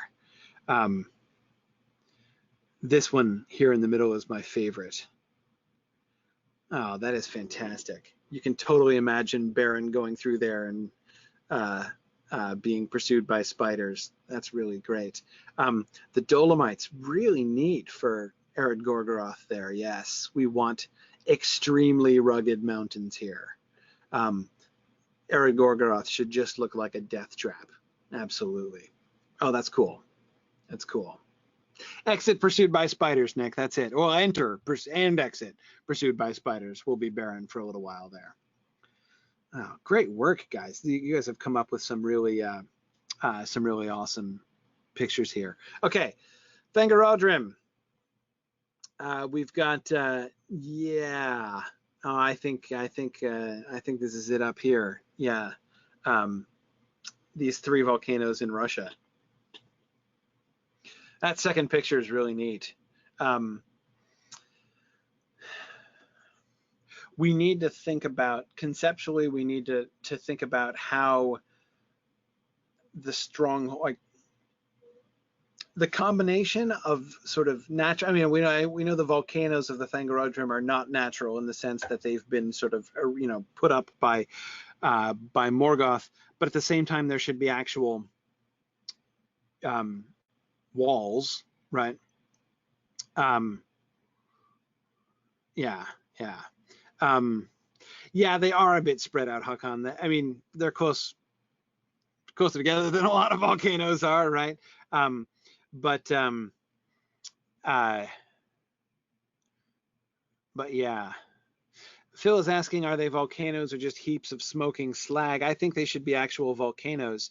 I think that would actually help I think that would help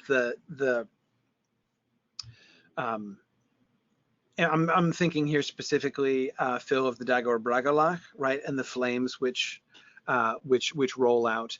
I'm imagining sort of the eruption of one of the volcano, like that would be the mechanism, right, that Morgoth would use, sort of the eruption of the volcano and like the onrushing cloud of ash and fume and and burning that just like singes and blasts everything in front of it. The Dagor Bragalach is going to be dramatic, right? And having actual volcanoes to sort of root that to are really good. The way that I think that we can do this, I agree that these look sort of far apart. What we would need some CGI here, because it needs to look like a stronghold as well. We can't just have them marching up to a mountain or a few mountains, no matter how closely set together they are. And I agree that the Three Sisters in Alberta there are the proximity is better, right? To have it be really a triple peak like that rather than 3 mountains next to each other. However, again, I don't want it just to look like, hey, we're going up to a mountain, right? Except this mountain has a bad guy living in it. It shouldn't be like that. It should look like a fortress as well. There needs to be walls and gates and things. So if we imagine something like these 3 Russian volcanoes, and I'm not even going to attempt to pronounce them. I'm not going to embarrass myself by attempting because my Russian pronunciation is dreadful. I think that we can imagine, as Tony is suggesting, like a fortress which is like spanning the gaps between the peaks. So I'm imagining, using CGI to create walls and fortresses and parapets and things and gates and walls within walls and levels within levels, not just around but in between those, so that those are the mountains are still sort of the primary elements, and we know it extends the complex of Thangarodrim extends far down underground, but but to have lots of external construction there too, so that it looks like that more. Yeah, yeah. And yeah, Phil says again in the Atlas of Middle Earth, it looks like the peaks of Thangorodrim are like 30 miles from one to the next. So yeah, it's okay to have them far apart. Thangorodrim should be huge. I mean, I'm totally fine with that. Yeah, and we can use perspective some, Marielle, to sort of suggest their closer proximity to each other. But yeah, no, I love this. That's perfect. Hard to do better than that. Great job again, guys, finding these. This is so cool. So now we get to go to Russia too. This is fantastic. And some awesome details. Oh yeah. Oh man, and I look at this cliff face right here, and I'm thinking about Mithros, right? It can't be so rough that he could get like purchased with his feet or anything like that. He needs to be dangling. But yeah, I'm sort of imagining, Mithros being stapled to that cliff. That is awesome, right? It needs to be close enough. We have the scenes with Morgoth standing above him and everything like that. But, and I'm imagining Hurin's chair, right? Like up on a peak like this. That would be awesome. Awesome. Yeah. Imagining this view in the background with, again, Hurin's seat somewhere like that and looking down over the clouds and everything. So cool. So cool. Nick's trying to get me to think about Ancalagon the Black, but I'm not going to do that. Not yet. I don't have time to think about Ancalagon the Black. That's a problem for another day. Yes, Tony, it does make you feel like Mount Doom in Barad-dûr is a child's copy of Thangorodrim, like Orthanc and Isengard was of Mordor. Yes, yes. That's exactly what we should go for. So that the one singular volcanic peak of Mount Doom should look like a pale copy compared to Thangorodrim. That's so great. Osirian, yes, fairly dense woodland, lots of streams and rivers, right? It's lots and lots of water in Osirian, because not only do we have the 7 rivers, but of course we should have lots of little tributary streams. This is the perfect Osirian picture. Oh my goodness, what a wonderful job that you guys did with this. So cool. Yeah, that's Osirian right there. Absolutely agree. Thinking of Nelderith as a beech forest, right? So we've got Nelderith with, these are pictures from Germany. Yeah, the more open ground there underneath this, I think they're really important element there. I like those. Anywhere we've got to get sort of larger, more ancient looking trees, right? That's to me really essential there. Whereas I like the pictures of Wales and New South Wales that you have there, of course, because of course that's a fun connection. But I like those. But the trees look younger, right, in both of those positions. Whereas again, in the German forests there's that sort of that greater sense of antiquity, which I really like. Okay, cool. Yeah, it is hard to find really big trees. Yeah, exactly, Hakan. That is really important. Okay, Regian, holly forest. Sure, we've got Saint-Baume in France. Good. Yeah, I like that. Yeah, holly forest is going to be tricky. So sure, looks great. Love it.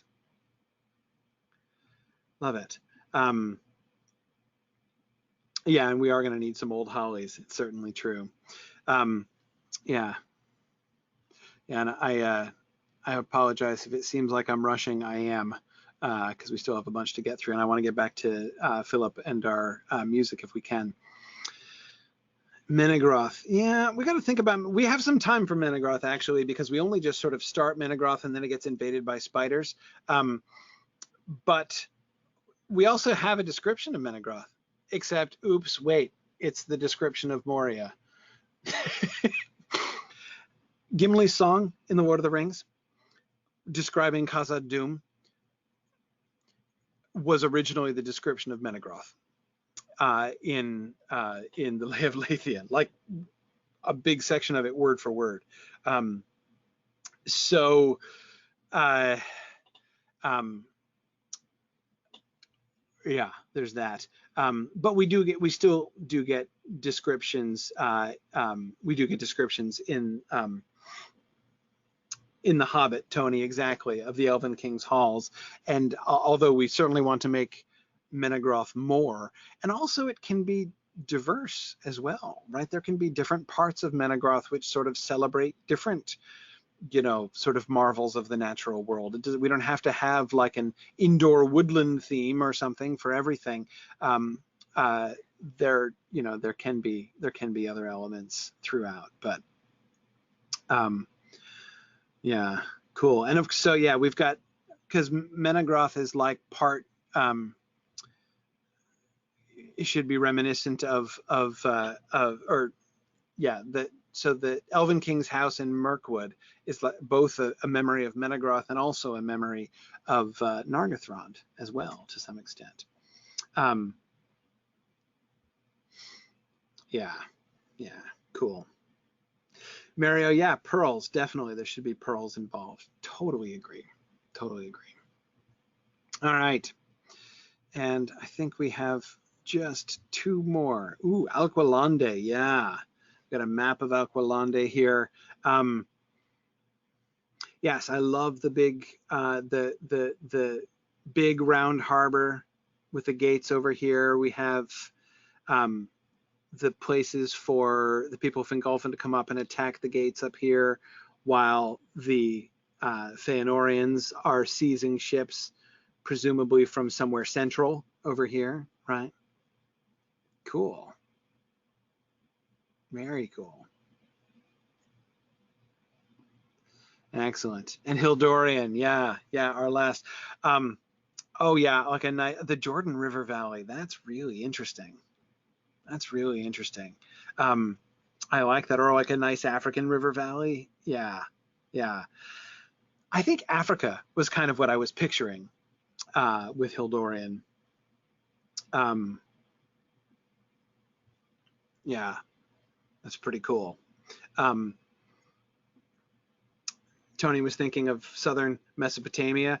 Yeah, I mean, the Fertile Crescent would be a very natural thing to show, right? To associate Hildorian with the Fertile Crescent, with the Tigris and Euphrates would be kind of neat if we could get some sort of appropriate, sort of appropriately virginal scenery, but yeah, definitely something like that. That I think would be perfect for Hildorian. We're not going to spend much time there this season, of course. Just a glimpse, just a couple minutes. But yeah, cool. All right. Well, we could spend much more time talking about these, and I know I'm rushing through the sets, but I do want to get back to the music as we've got about half an hour left. Philip, we're going to try one more time here. To activate your mic and see how we do. Yeah, so let's make Philip Menzies a panelist and see how we do here. And okay, Philip, hello. Can we hear you? Hello. Hey, I think we heard him. There he is. Excellent, we got it. Woohoo! Hooray! Might have been a bandwidth problem. Yeah, okay, exactly. Yeah, you get bandwidth problems at the worst time. All right, very good, Phil. So we're going to go she was happy too. Aren't you happy? Yes. Sorry.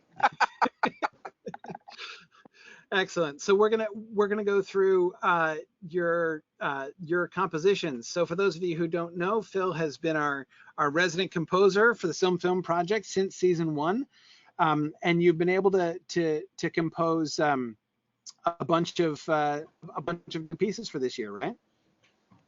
Yes, I think I've got about 8 or 9. 8 or 9. Excellent. Yeah. Yes, they do go back a little bit before this season, but I've still got a lot of catch up to do. But okay. Well, I got some bonus ones. What do you want to talk about first? Which piece would you like to talk about first? We'll go the 2 Valor themes. I've got one for Este and Lorien and one for Nessa and Tolkis.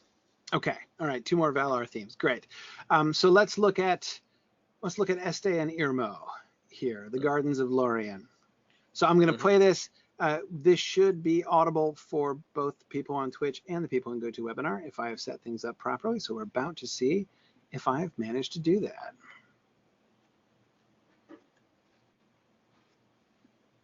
Oop, here we go.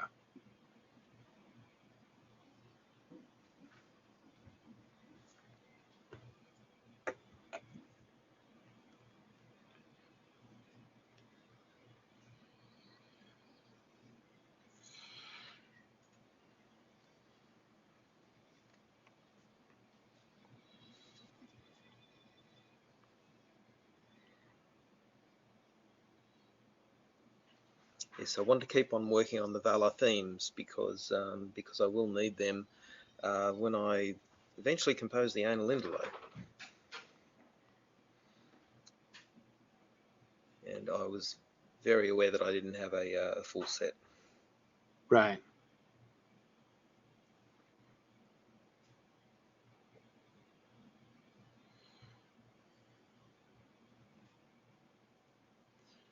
Sorry, is that playing?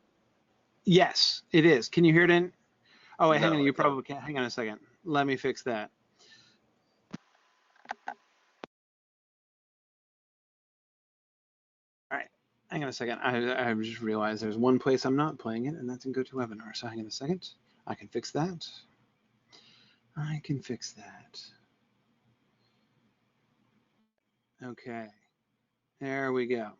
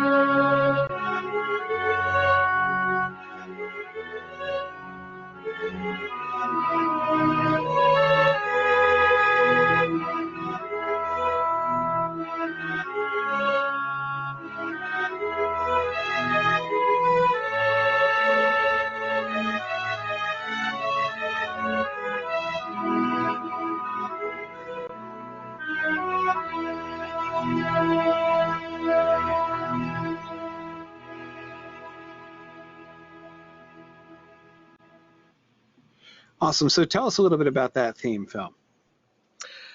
I wanted something nice and soft, just flowing easily, softly. It doesn't have a lot of big leaps in it. It's keeping very steady in the tune and in the accompaniment. So yeah, and I wanted two distinct themes, one for Este, and then one for Irmo. Actually looking forward to the middle theme was Irmo, and then the two were played together at the end. But I'm looking forward to exploring Irmo's theme a little bit more when we get into Dreams and Visions later on in the series. Right. Yeah, I mean, it's one of the fun things I would think, hopefully, as a composer, but also one of the real challenges is for all of these themes of the Valar that you have made, to make them really work on their own, but also to make them to make recognizable elements from those themes that we can then work into later things in order to recall them. So as you say, dreams and visions, right? For Irmo, absolutely. So I'm going back. We have a slide, as I recall here. Okay, right. Yeah, great. Yeah, so we also definitely want it associated with healing as well, right? So I'm thinking even in places when we're getting, you know, a soundtrack in the background at even places like the Houses of Healing, right? Or you know, whenever Aragorn you know, boils Athelas, we should be getting a recollection of the Irmo theme, right? Yes, exactly. Yeah. One thing we haven't discussed is actually discussed Ulmo's involvement in Dreams by Waters, but haven't really discussed Irmo's involvement in Dreams and Visions at all. Yes, you're right. And of course, I mean, throughout the text, the chief emphasis, of course, is on Olmo, right? The chief emphasis is on the visions that Olmo sends to people through the water. But you're right, Irmo is very much associated with visions and dreams. That's his primary thing. Do we want to imply, that he is involved in some ways too? I mean, he is such a low-key character in the Silmarillion, Irmo is, right? I mean, we never, and yet, in some ways, the mere reference to Lorien in the name of Lothlorien, right? Through Galadriel, makes it a kind of sneakily prominent concept when we get to the Lord of the Rings. And yet, again, do we ever see him doing? I mean, he does almost nothing. He performs almost no actions in the Silmarillion, that we ever see. But I think it would be cool for us to. So, would you think, Phil, of making some kind of like Olmo, Irmo kind of mix for the visions, like an Olmo theme, but an Olmo theme which recalls Irmo's theme? Yeah, I think so. I haven't really done a lot on Olmo yet, so I've still got that to do. But yeah, I think that could be done, where there's a nice sort of mixing of the two, either instruments that are associated with them, or the actual themes. Yeah, sounds exciting. What do you see about the instrumentation with Este and Lorien? I can't remember exactly what instruments I used. I haven't got MuseScore open at this moment to see all the instruments there. But yes, a few woodwind. Yes, I think I've got the oboe in there. I really do like the oboe. It has just sort of a nice mellow tone. And there were to be no screeching instruments in that one at all. And if I put anyone to sleep, then I've succeeded. Absolutely. That's totally when you're succeeding in the Lorien theme. Absolutely. Cool. That's great. And then you have Nessa and Tulkas. I remember we were missing them before, so let's listen to them. Yeah, it's most. You want to say before we start it? It's mostly Nessa. You'll see there are little flashes of Tulkas, and that's for his laugh. I've basically tried to encapsulate Tulkas through his laugh. But this is really wild and from left field, and I don't know whether this would really work in a soundtrack or not. More from a 1960s jazz movie. All right, let's see.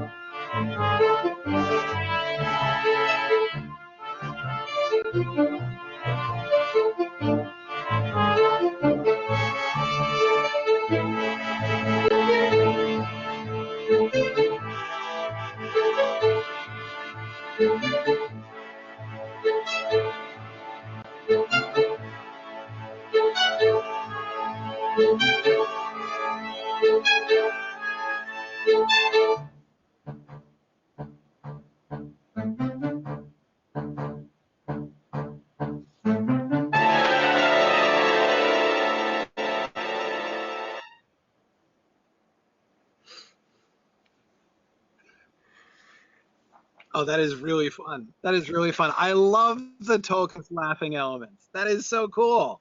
And the way in which Tulkas's laughter is sort of syncopated to the main beat is awesome. That's really that's really great. And as Marielle says, we've given the brass section something to do, right? And that's I was going to say, I could totally see it, one of those really funky college marching bands doing this song. yeah, definitely. I had that beat in my head for years. It's from an album that I got decades ago, and I always had this image of a woman dancing wildly to it.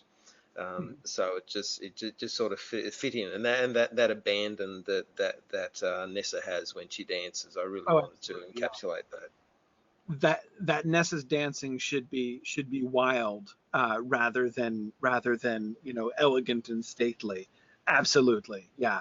I mean, Nessa's dancing is like the counterpoint to Tulkas's violence, right? I mean, yeah, they're not they're complementary to each other, but not in the sense of being opposites or anything, right? In the same, both of them are, have this, abandon and delight in wildness, right?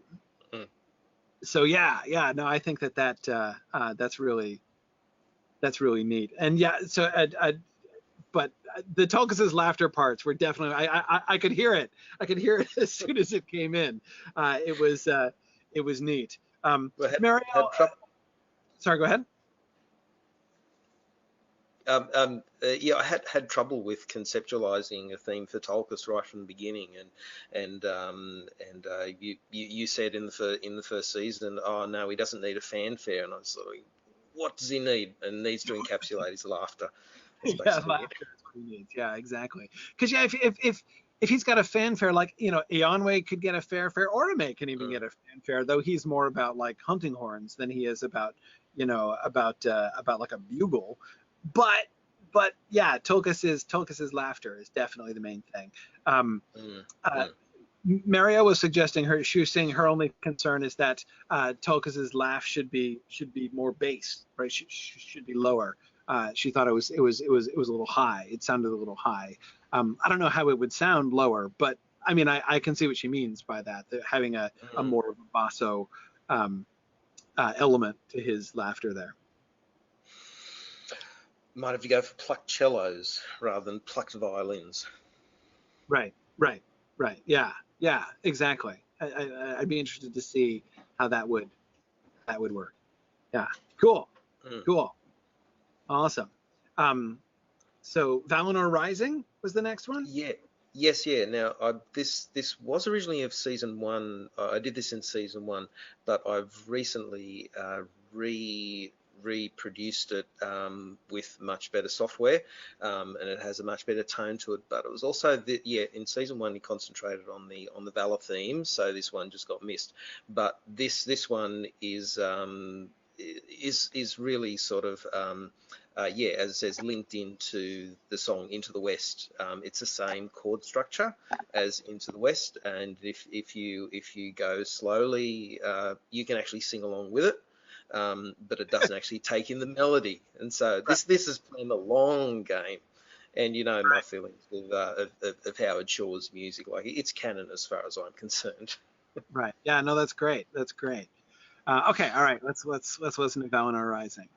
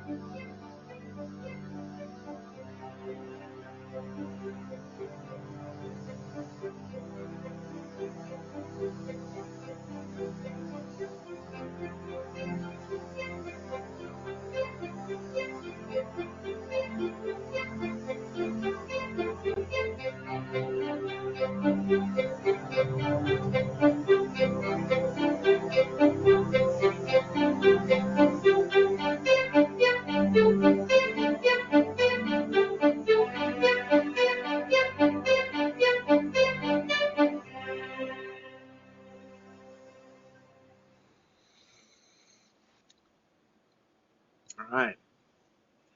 Okay. Yeah, so I had, yeah. So it's if you go back and listen to the track I did last year on the two trees, you will actually hear that the violins playing the same way, and the same chord structure as well. So I sort of, that would be the great Valinor theme.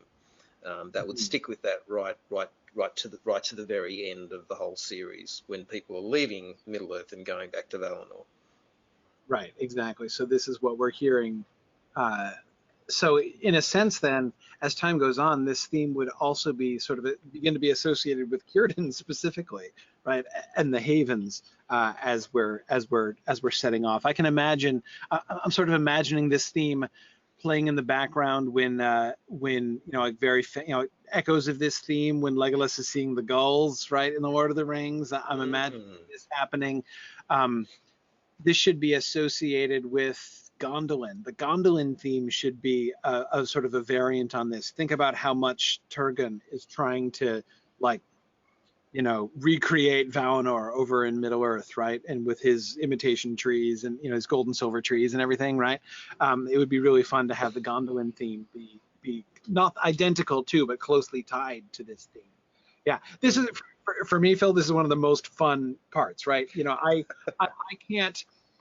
I'm wholly incapable of composing themes like this, and I love what you're doing. I can talk about the themes to some extent, but for me, the most fun is thinking about how we can use them, right? The ways in which they can be folded in, and the way that we can sort of move story forward and make connections without having to, because the music is such an important tool to use when thinking about our adaptation medium, right? Ways in which we can make story connections and thematic connections just by the soundtrack, right?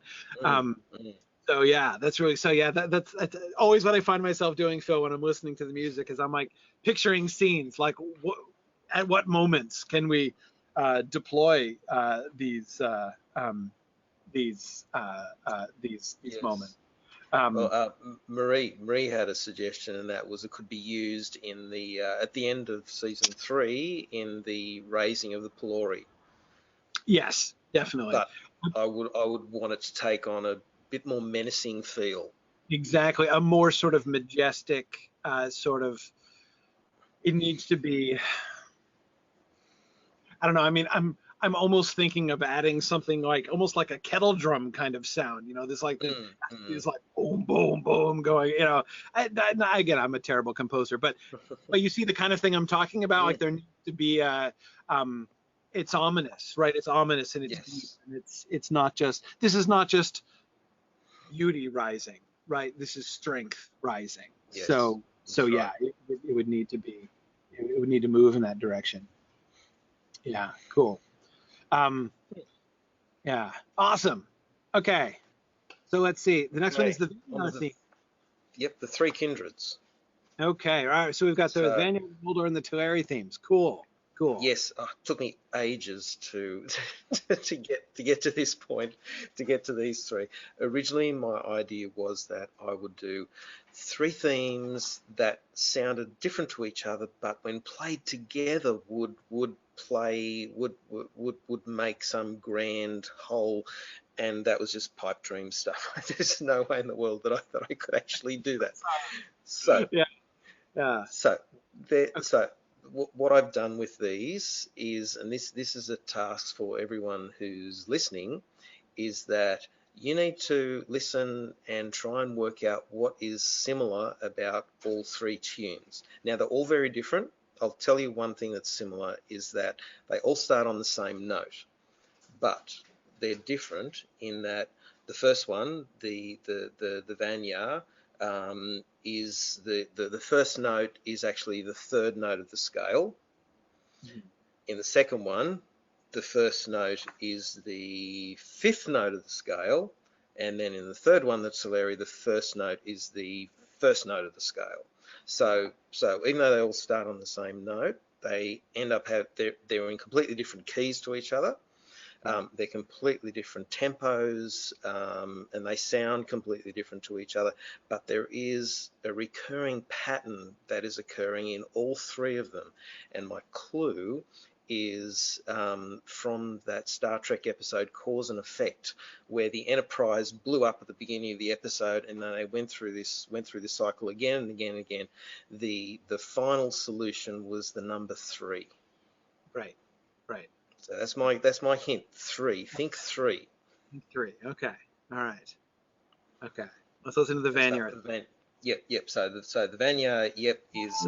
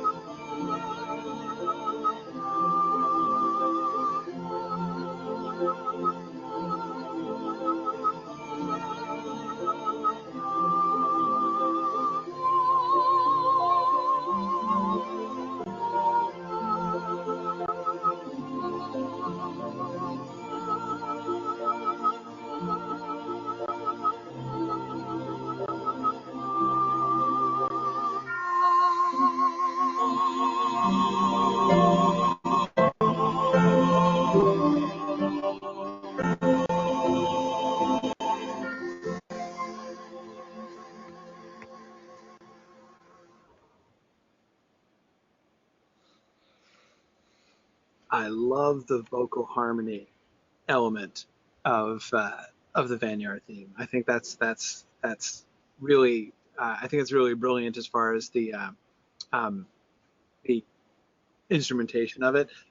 Marielle says it seems to have an almost kind of Ave Maria feel without actually sounding like an Ave Maria, which I think is a really good sound.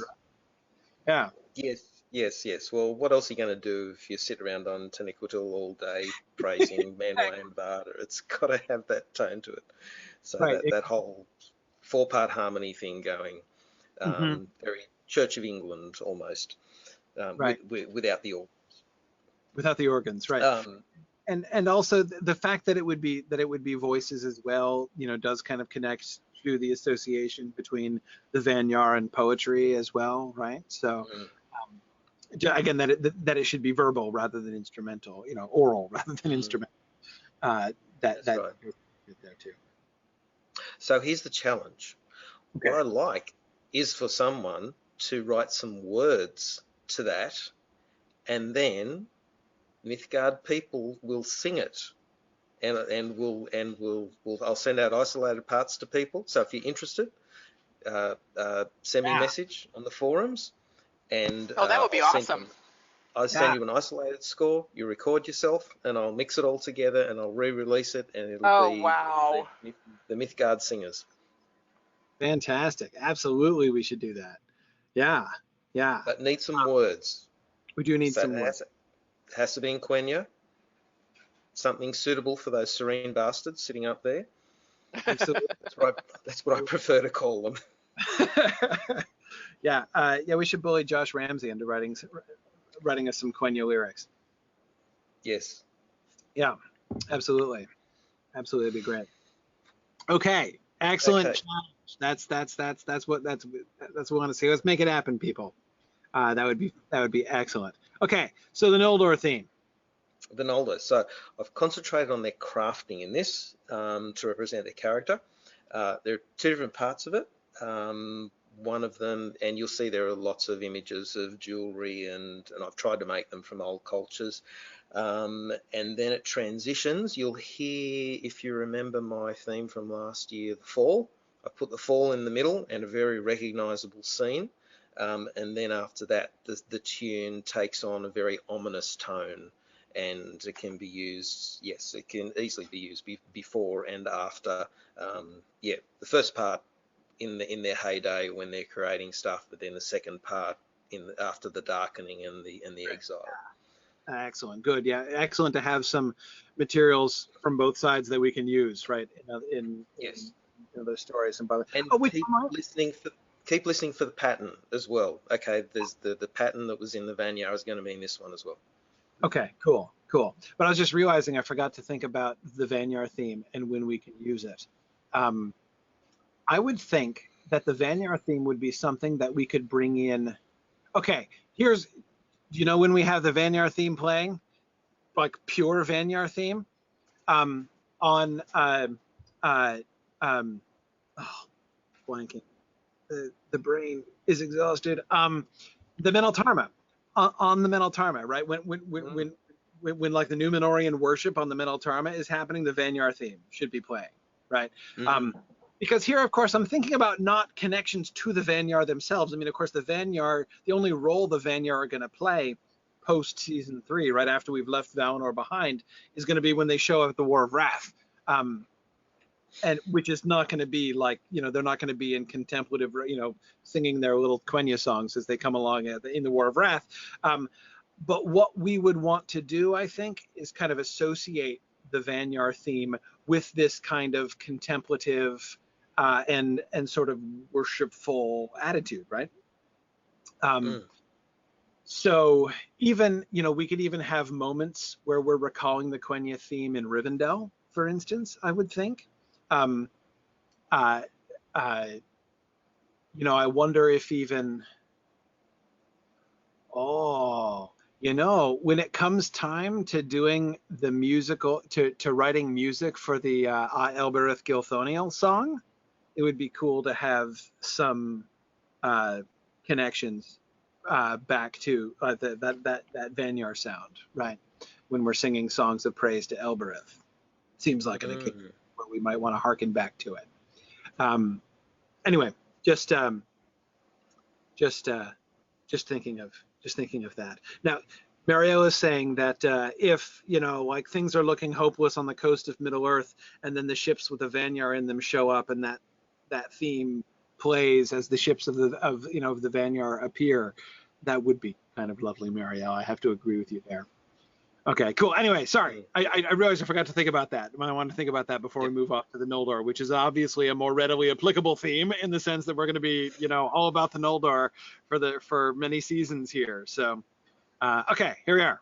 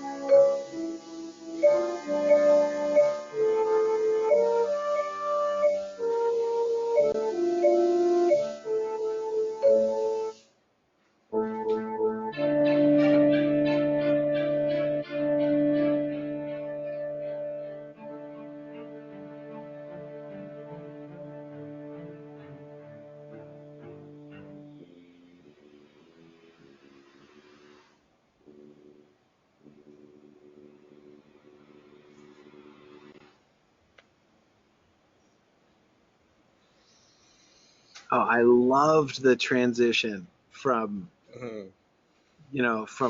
from light to darkness there. That was really awesome.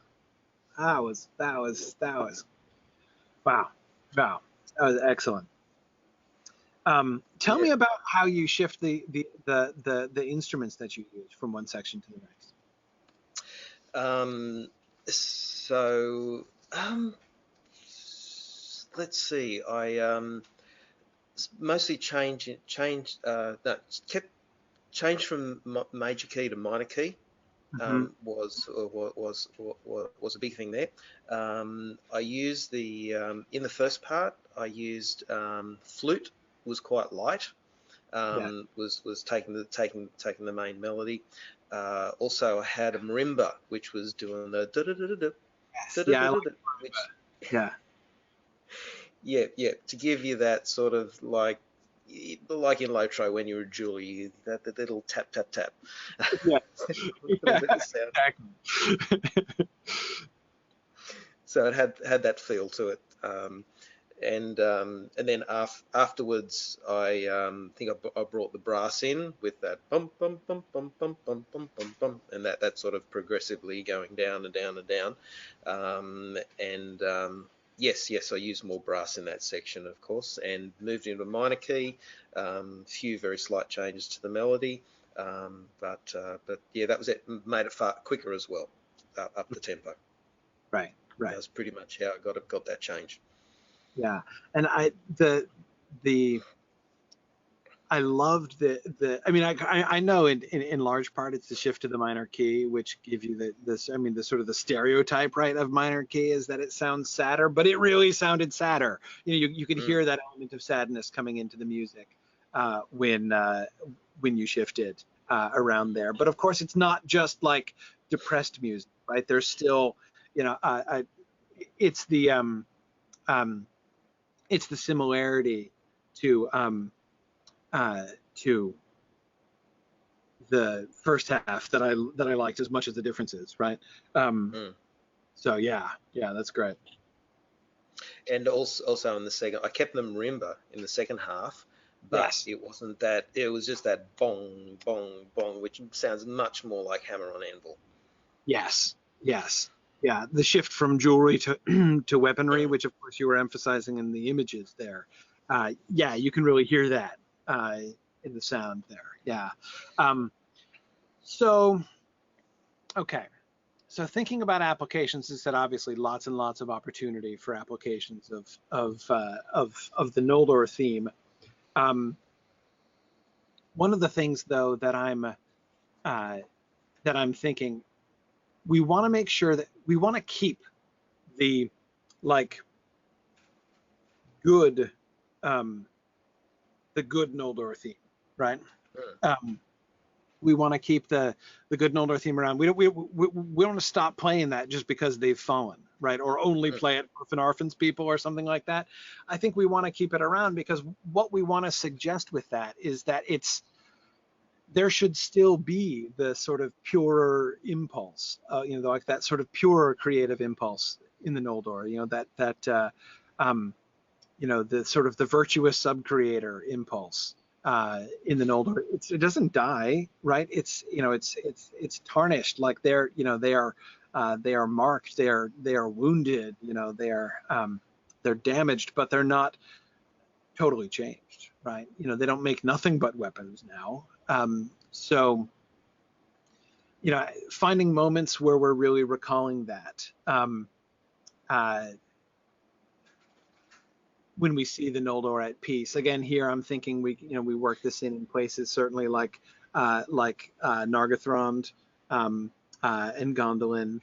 Mm. Um, Marielle was wondering if we could transpose some of that theme for other instruments and make it the crafting theme, right? So when we have people, when we're focusing on the craftsmanship of others, it can be sort of that theme adapted in other instrumentations and in other contexts for other races and other situations, but that the Noldor theme could be the kind of underlying theme that kind of is Mm. the dominant theme for crafting and subcreation of that kind. It's an interesting idea. Mm. Yes, possibly. I think we did talk about theme 1 from the anal interlay being one associated with subcreation as well. Right. So Yeah, exactly. Okay. Oh, that's true. Yeah, we don't want to make the Noldor too normative, right? And they're not like the ultimate craftspeople. They're just there. no. They are one of the craftspeople and certainly one of the most prominent. But yeah, we don't want to necessarily make them the archetype for all craftsmanship. And yet, having there be some kind of, uh, link there, I think is important. But You do things like instruments. You can share instruments yeah, between cultures, which yeah, get across that idea of crafting. cool. All right, cool.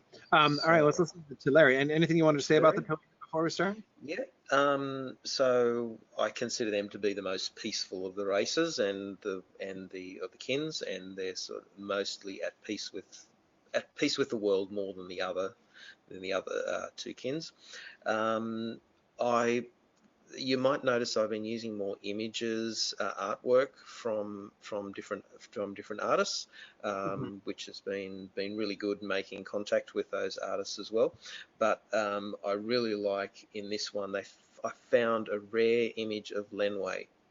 There are no images of Lenway out there at all, and I've focused on, as I have in the other two pieces, I focused on the images of the people in front of those heraldic devices that Tolkien actually designed himself. I mean, I'm old school. When I first read the Silmarillion, I had got the Silmarillion calendar in 1979, and the only artwork around at that time was by Tolkien himself. Right. So right. I really love those devices. So they feature quite heavily in this one, and if you listen carefully with this one, you'll hear a continual echo of the theme being played by instruments higher and higher, and I've written it that way to get across the sort of straggling nature and the wave upon wave upon wave of Teleri coming over, Yeah. not as one group. So that's the main reason for Cool. how I've written it that way. Cool. And there are a couple of second half of it, I've gone all Mark Knopfler on you all, which is a very, very good change. And the key change there, I always struggle with the key change, but it works really well. But the other things, there are two Easter eggs. I don't think Karita's with us here tonight, but there's an Easter egg in there for Karita from a theme that she and I worked on ages ago in there, and there's also an Easter egg right at the very on, which is a shout out to, once again, Howard Shaw's piece and Annie Lennox's theme, Into the West. So if anyone can pick that right at the very end, please let me know if you pick it up. Excellent. And keep listening for the pattern, the same pattern as in this one as was in the first two. Right. Okay.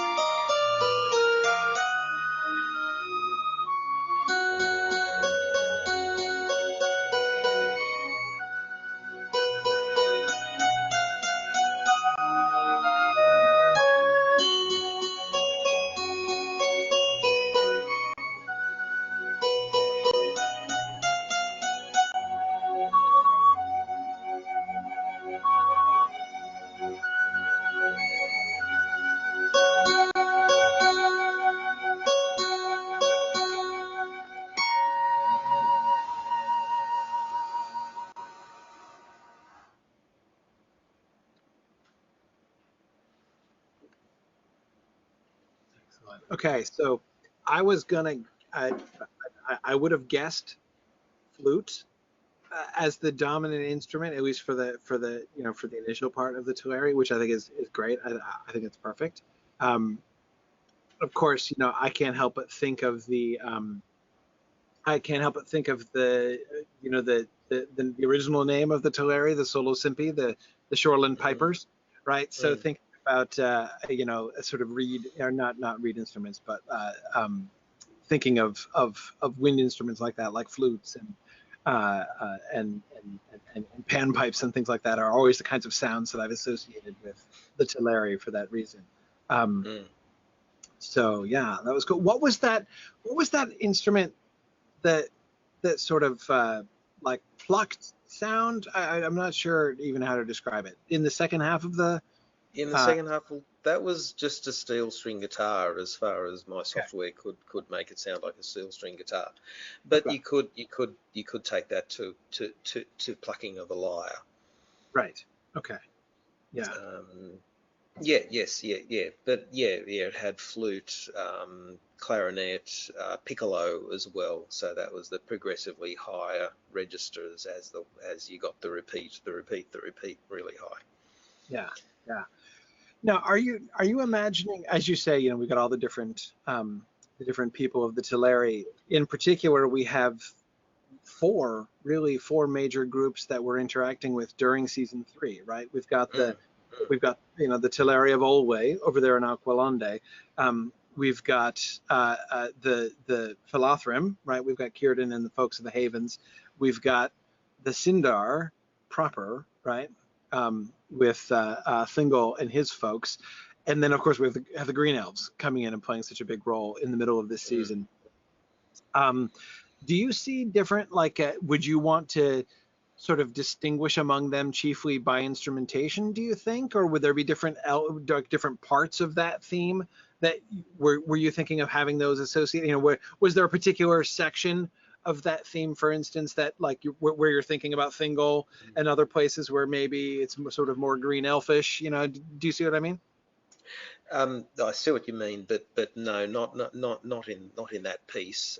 There weren't specific parts of that which referred to various the various groups, but yeah, I would keep the main theme throughout. I think one of the difficulties that I had reading the Silmarillion was, yes, all the different groups splitting off, and particularly when the Teleri start splitting off. At least if you got the same theme associated with them, it's easier to associate them with each other and not get confused that they are actually of the same kindred.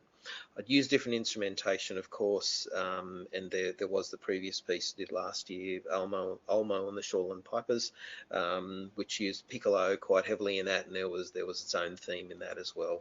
So probably yes, it would probably go towards different instrumentation, and then possibly from that into another one. This having explored this theme now, it's sort of, I've got a much closer link between this theme and purpose as well. I'd be able to bring this theme, modulate this theme into the purpose theme much more easier, Right, right, right. which Yeah. which is what I was looking for. Absolutely, yeah.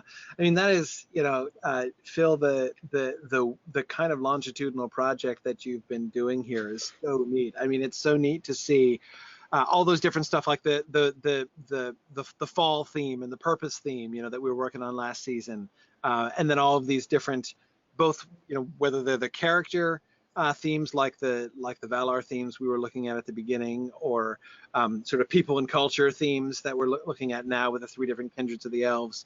Um, of course, these are really cool and fascinating just as pieces of music, right, on their own. But thinking about not only how they can be applied in different contexts in the story, but also about how they can be combined and kind of work together in order to make a more sort of intricate and detailed sort of musical narrative, right, is really neat. That's Mm. that's that's a lot of So did fun. anyone get the link between the 3?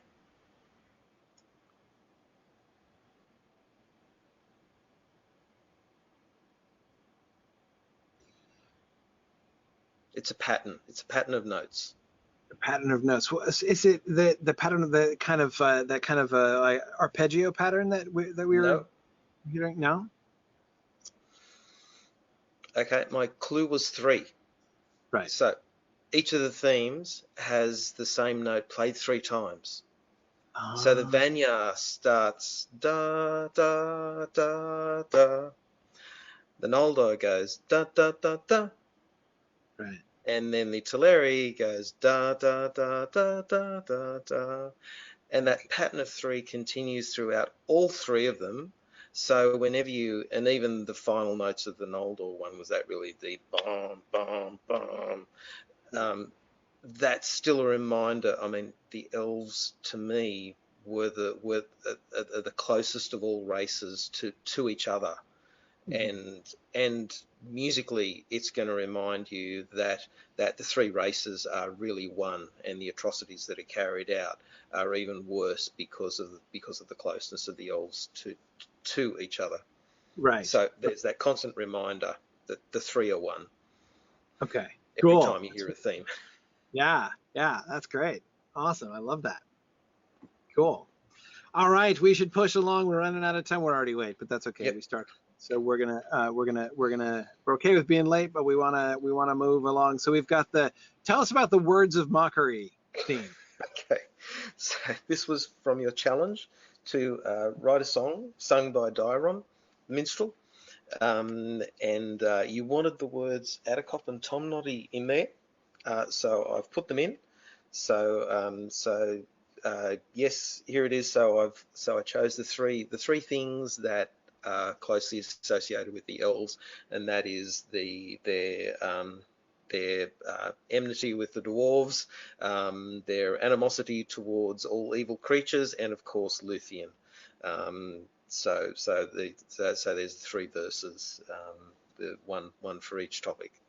So it is me singing, and it was a bit of fun. I make no claims about my poetry at all.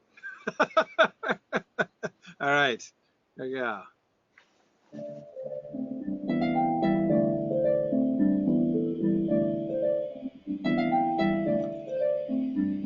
The Sindar in the forest made their home in Menegrath. The dwarves of Belagos came down and threw in their lot.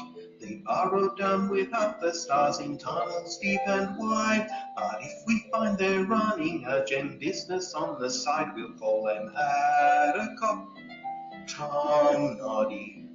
These are words of mockery. If you fight it or deny, you'll earn our enmity.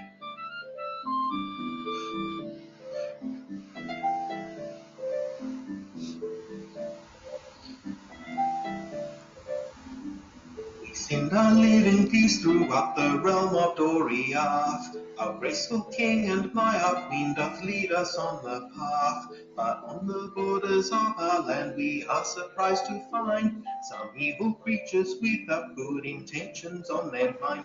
Call them Atticop, Tom Noddy. These are words of mockery. If you fight it, you will feel our animosity.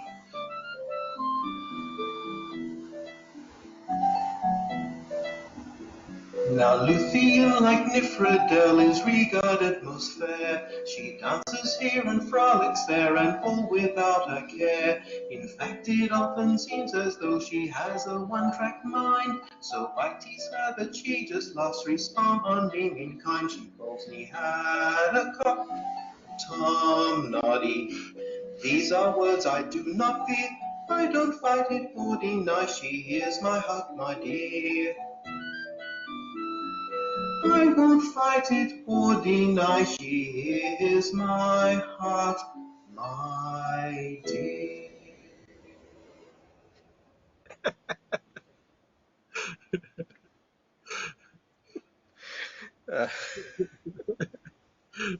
Oh, that's very funny. I really like I think that this style is really great for Dairon. The sort of like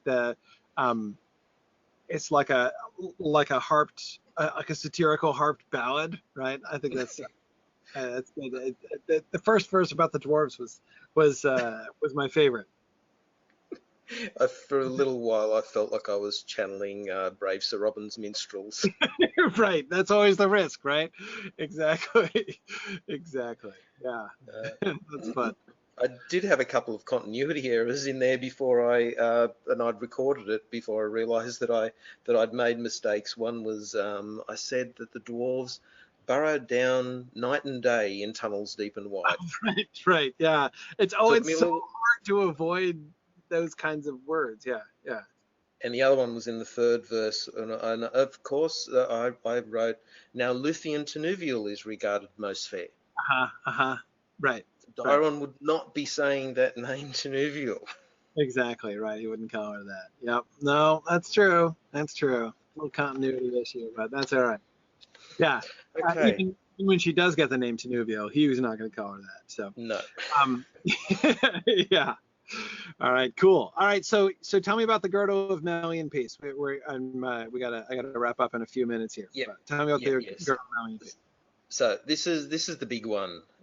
This basically is how I've worked out theme one for the anal indolate. This is theme one.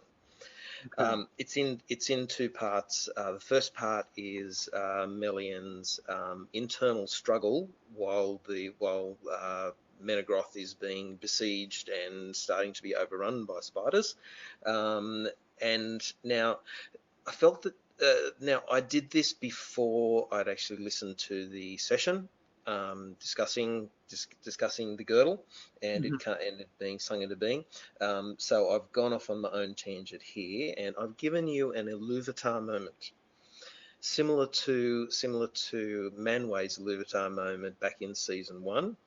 When you listen to the music again. So what I've done this is that you hear very faintly at first just the pluck of Iluvatar's note over and over and over again. It gets louder and louder until eventually Melian hears it and understands that she should be looking to Iluvatar for the solution, and the solution is actually in the power of the first theme.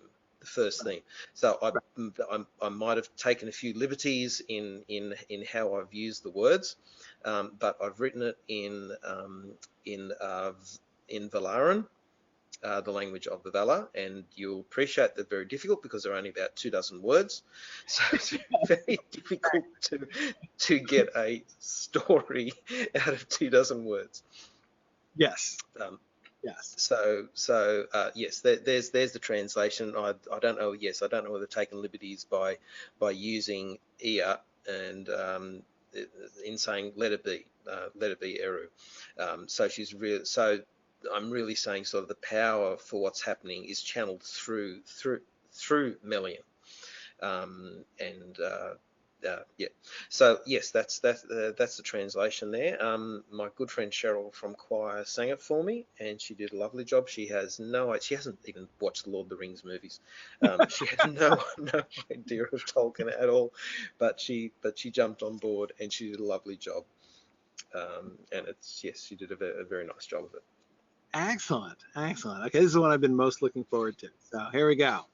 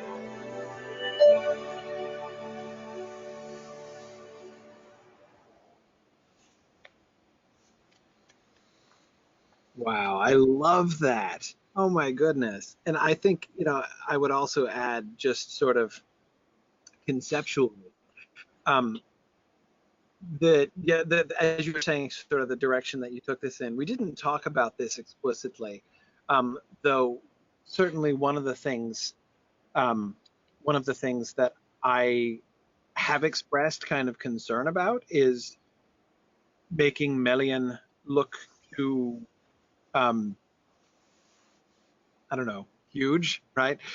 She's very powerful, but she's not. Yeah, we don't want to just make it look like Melian is overwhelming everyone, right? And that it's just like her asserting her own power. Just so I love this. I love this element. I think that having the girdle of Melian be something wherein she is appealing explicitly to the music, that we are seeing that this reprise of the first theme. I think this is a brilliant concept, and I loved. I think that the sung piece is excellent. I love the I love the peacefulness of the entire piece, especially knowing when it comes in, right? That we're having this sort of desperate fight against the spiders, and it looking like the Shelob and company are going to come in and destroy everything. The Sindar are just about to fall, and then for this song to be the response to that, this Ea Eru repeated theme is just wonderful. I think that's really great. Yeah, it was sort of, this is my major work for this year. This was the big one. Yeah, it's absolutely excellent. No, I think it's a wonderful, it's really a wonderful conceptual addition, I think. And it really helps, I think, to contextualize the girdle in a really fascinating way, right? This idea that the girdle of Melian, I mean, it is Melian, right? It is worked by Melian and through Melian, but this is also sort of Melian directly appealing to Iluvatar. This is directly supported by Iluvatar in this sense, right? That she is, it is in her submission to Iluvatar and in her appeal to Iluvatar that the strength of the girdle rests, right? That I think is excellent. Is really and in a way, the girdle represents Ea unmarred. Yes. This is how things were meant to be. Exactly. And so this really came out of last year's musical discussion, where we had a really robust discussion around what the three themes would represent, and I really clung on to the girdle of Melian is a really good example of the first theme. So effectively, yes, I've done the first theme, and it may appear a little bit differently in the Anal Interlay when I finally write it, but it'll be this is the tune that will be theme one in the Anal Interlay. Right. Absolutely. Yeah. No. Exactly. And that Arda unmarred concept, right? And if you think about it, when the girdle of Melian falls, right, the girdle of Melian is going to come down essentially after it's Thingol's fault, right? His taking and keeping of the Silmaril, then what happens with him, how his desire for the Silmaril corrupts him and how he ends up being killed by the dwarves, right? We see it sort of fall from within. So when this sort of marring happens, within, when the curse of the Noldor, gains a foothold there in Doriath and stuff, then it's after that the girdle is going to fall, or is going to come down. So we can see a sort of reprise of the marring of Arda, right, in the fall of Doriath, which I like. I think it's really excellent. Yeah. Cool. Excellent. All right, we have one more piece, right? Correct. The Wake of Men. Okay, so this is our last. It's the last theme of the season, right? Absolutely, the final scene. Okay. And of course, you're going to be thinking. We're going to be thinking about the second theme, right? Of the Ainulindalait conjunction. No, not necessarily. What I've used here is tune that I'd done previously, another one that Karita had thrown my way, and I took it and wrote accompaniment and embellished it. This is one of the embellishments, and this really, to me, encompasses the mystery of men. Mystery. Where have they come from? Where Right. where do they go? Right. So that element. And can I actually say, Corey and Dave, I know Dave isn't here, but how could you, when you were discussing the scene in the session, you said, and there'll be silence. There'll Like, be silence. there'll be silence. I mean, perfect opportunity for Yeah. the composer to give you a tantalizing glimpse of a major new theme that's going to recur in the next season. You're right. I am fitly rebuked. Absolutely. Yeah. Yeah. No, silence, wholly inappropriate. Totally agree. Totally agree. Evocative theme. Yeah. Yeah. No, you're right. You're right. And I'm just realizing, by the way, that again, my brain is exhausted. I was thinking of the third theme, not the second theme of the Anna Lindaway when I was thinking of men. But whatever, it's fine. I just was realizing that I misspoke earlier. Okay. And I've tried to basically, the graphics in this basically mirror what you discussed and described. This is sort of like a storyboard. Okay, great. Excellent. Let's listen.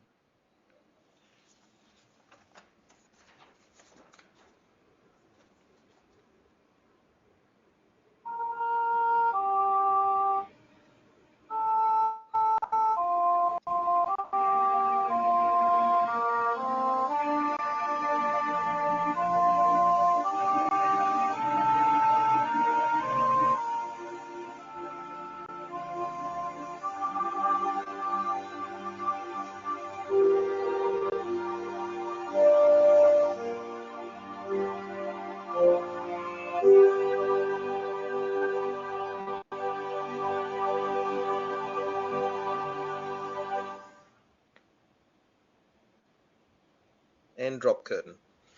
Okay. Roll credits. Roll credits. Exactly. Cool. Yeah, it's short, tantalizing, as you say. You know, that sort of that I love the sort of the rising sense, as well as you say the sense of mystery that works for me. Cool. Good. You're right. Yeah. Not silence. This is so much better than silence. Awesome. I'm just really glad that taking photographs of masses of nude people is a thing at the moment. Because although I think that Nick was going to do something about getting a mass photo of all Mythgard people. I think he mentioned something about that. Yeah. Oh, yeah. We'll schedule that into Myth Moot next year. Yeah, that's good. So you see how it played like a storyboard. This is one thing that I would really love, and that is a few times now I've actually composed music that actually plays out a scene. I would love it if some of our artists out there could actually work with me, and we would produce a fully storyboarded scene with music to go to it. That would actually be fantastic. I would love to do that. So any of our artists, please contact me. And even if you want to do ones that I've already done, I'm happy to do that. I'll redo the video with new graphics and repost it. Would love to do that. Awesome. Yeah, that would be great fun. That'd be great fun. Cool. Excellent. I've got a second. So thank you. I was just going to say, there's apart from the other project about the Vanyar and singing, I also would like to work on a choral piece for the vow. Right. Okay, right. So this would sound a bit like the vocals in the Duel of Fates from Star Wars, or from the Revelation of the Ringwraiths in Lord of the Rings. But once again, I would need people. Marie's already done a fair amount of work on the text, and she's based it on the Dies Irae from the Requiem. So once again, if you are interested, let me know, and we'll get something done for that. Oath of Fëanor piece would be amazing. Yeah, that would be incredible. Awesome. And I'll put some posts on the forums for any other suggestions. But also the other question is, was there anything today that you think could replace Bobway theme for the podcast theme? Yeah, we can definitely look into that because this is the final episode. In fact, the final moments of season 3. So yeah, when we go into season 4, we'll definitely look into that. Very cool. Very cool. Awesome. Thank you, Philip, so much for your work on this. Always great to review these things with you and think about. As I said, this. It's easy to think about, and I often talk about like the challenge of adapting the Silmarillion into a visual medium, which is, of course, it's a major challenge and interesting to think about. But of course, it's not a purely visual medium, right? It's the integration of the audio elements, and especially the music and the soundtrack, and the way that we can interconnect the narrative themes through the alteration, deployment, adaptation of these different musical themes is a very rich sort of field of storytelling, which I think is a great deal of fun. So thank you so much for helping us with that. That is wonderful work. I certainly encourage everybody to look at Philip Menzies' YouTube page here, where he has material that he's composed for all 3 seasons of the SilmFilm project so far. If you want to go back, if you've missed some of the earlier stuff and you want to look at some of the earlier themes, the Manwë theme, the Melkor themes, the Sauron themes, and some of the larger question, the purpose themes, and some of the earlier elf themes from last year.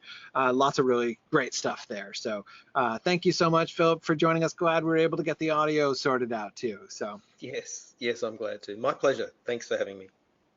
Yeah, thanks for joining us. And so I'm going to say farewell. And this, as I said, is the end of season 3. The plan. We're going to come back and talk about season 4. We're not sure of the exact date yet. We're still deciding that. It's going to be in September. We're going to take a little bit of time off. I'm thinking probably towards the end of September is when we're probably going to be able to come back for season 4. But yeah, sometime middle to end of September. Look out for announcements with that. I think we're going to use the same webinar link for those of you who are joining us in the webinar. I'm going to see if I can continue to use the same link. We'll see if that works or not. But otherwise, the link will be posted certainly on the SilmFilm page. So thanks for your work next season. The first job, of course, is to figure out the scope of season 4. Where are we going? We know where we're starting. Where are we going to stop season 4? And what are we going to cover and how are we going to do that? Lots of really fun discussions to have that we've been building up to for a while here. So looking forward to getting back and discussing that as we move forward in season 4. So we'll have a little bit of a time off, but I hope you guys will stick around and join us for season 4 in a few weeks, in about a month and a half. So thanks everybody for joining us, and I will say, as always, thanks for listening and Godspeed.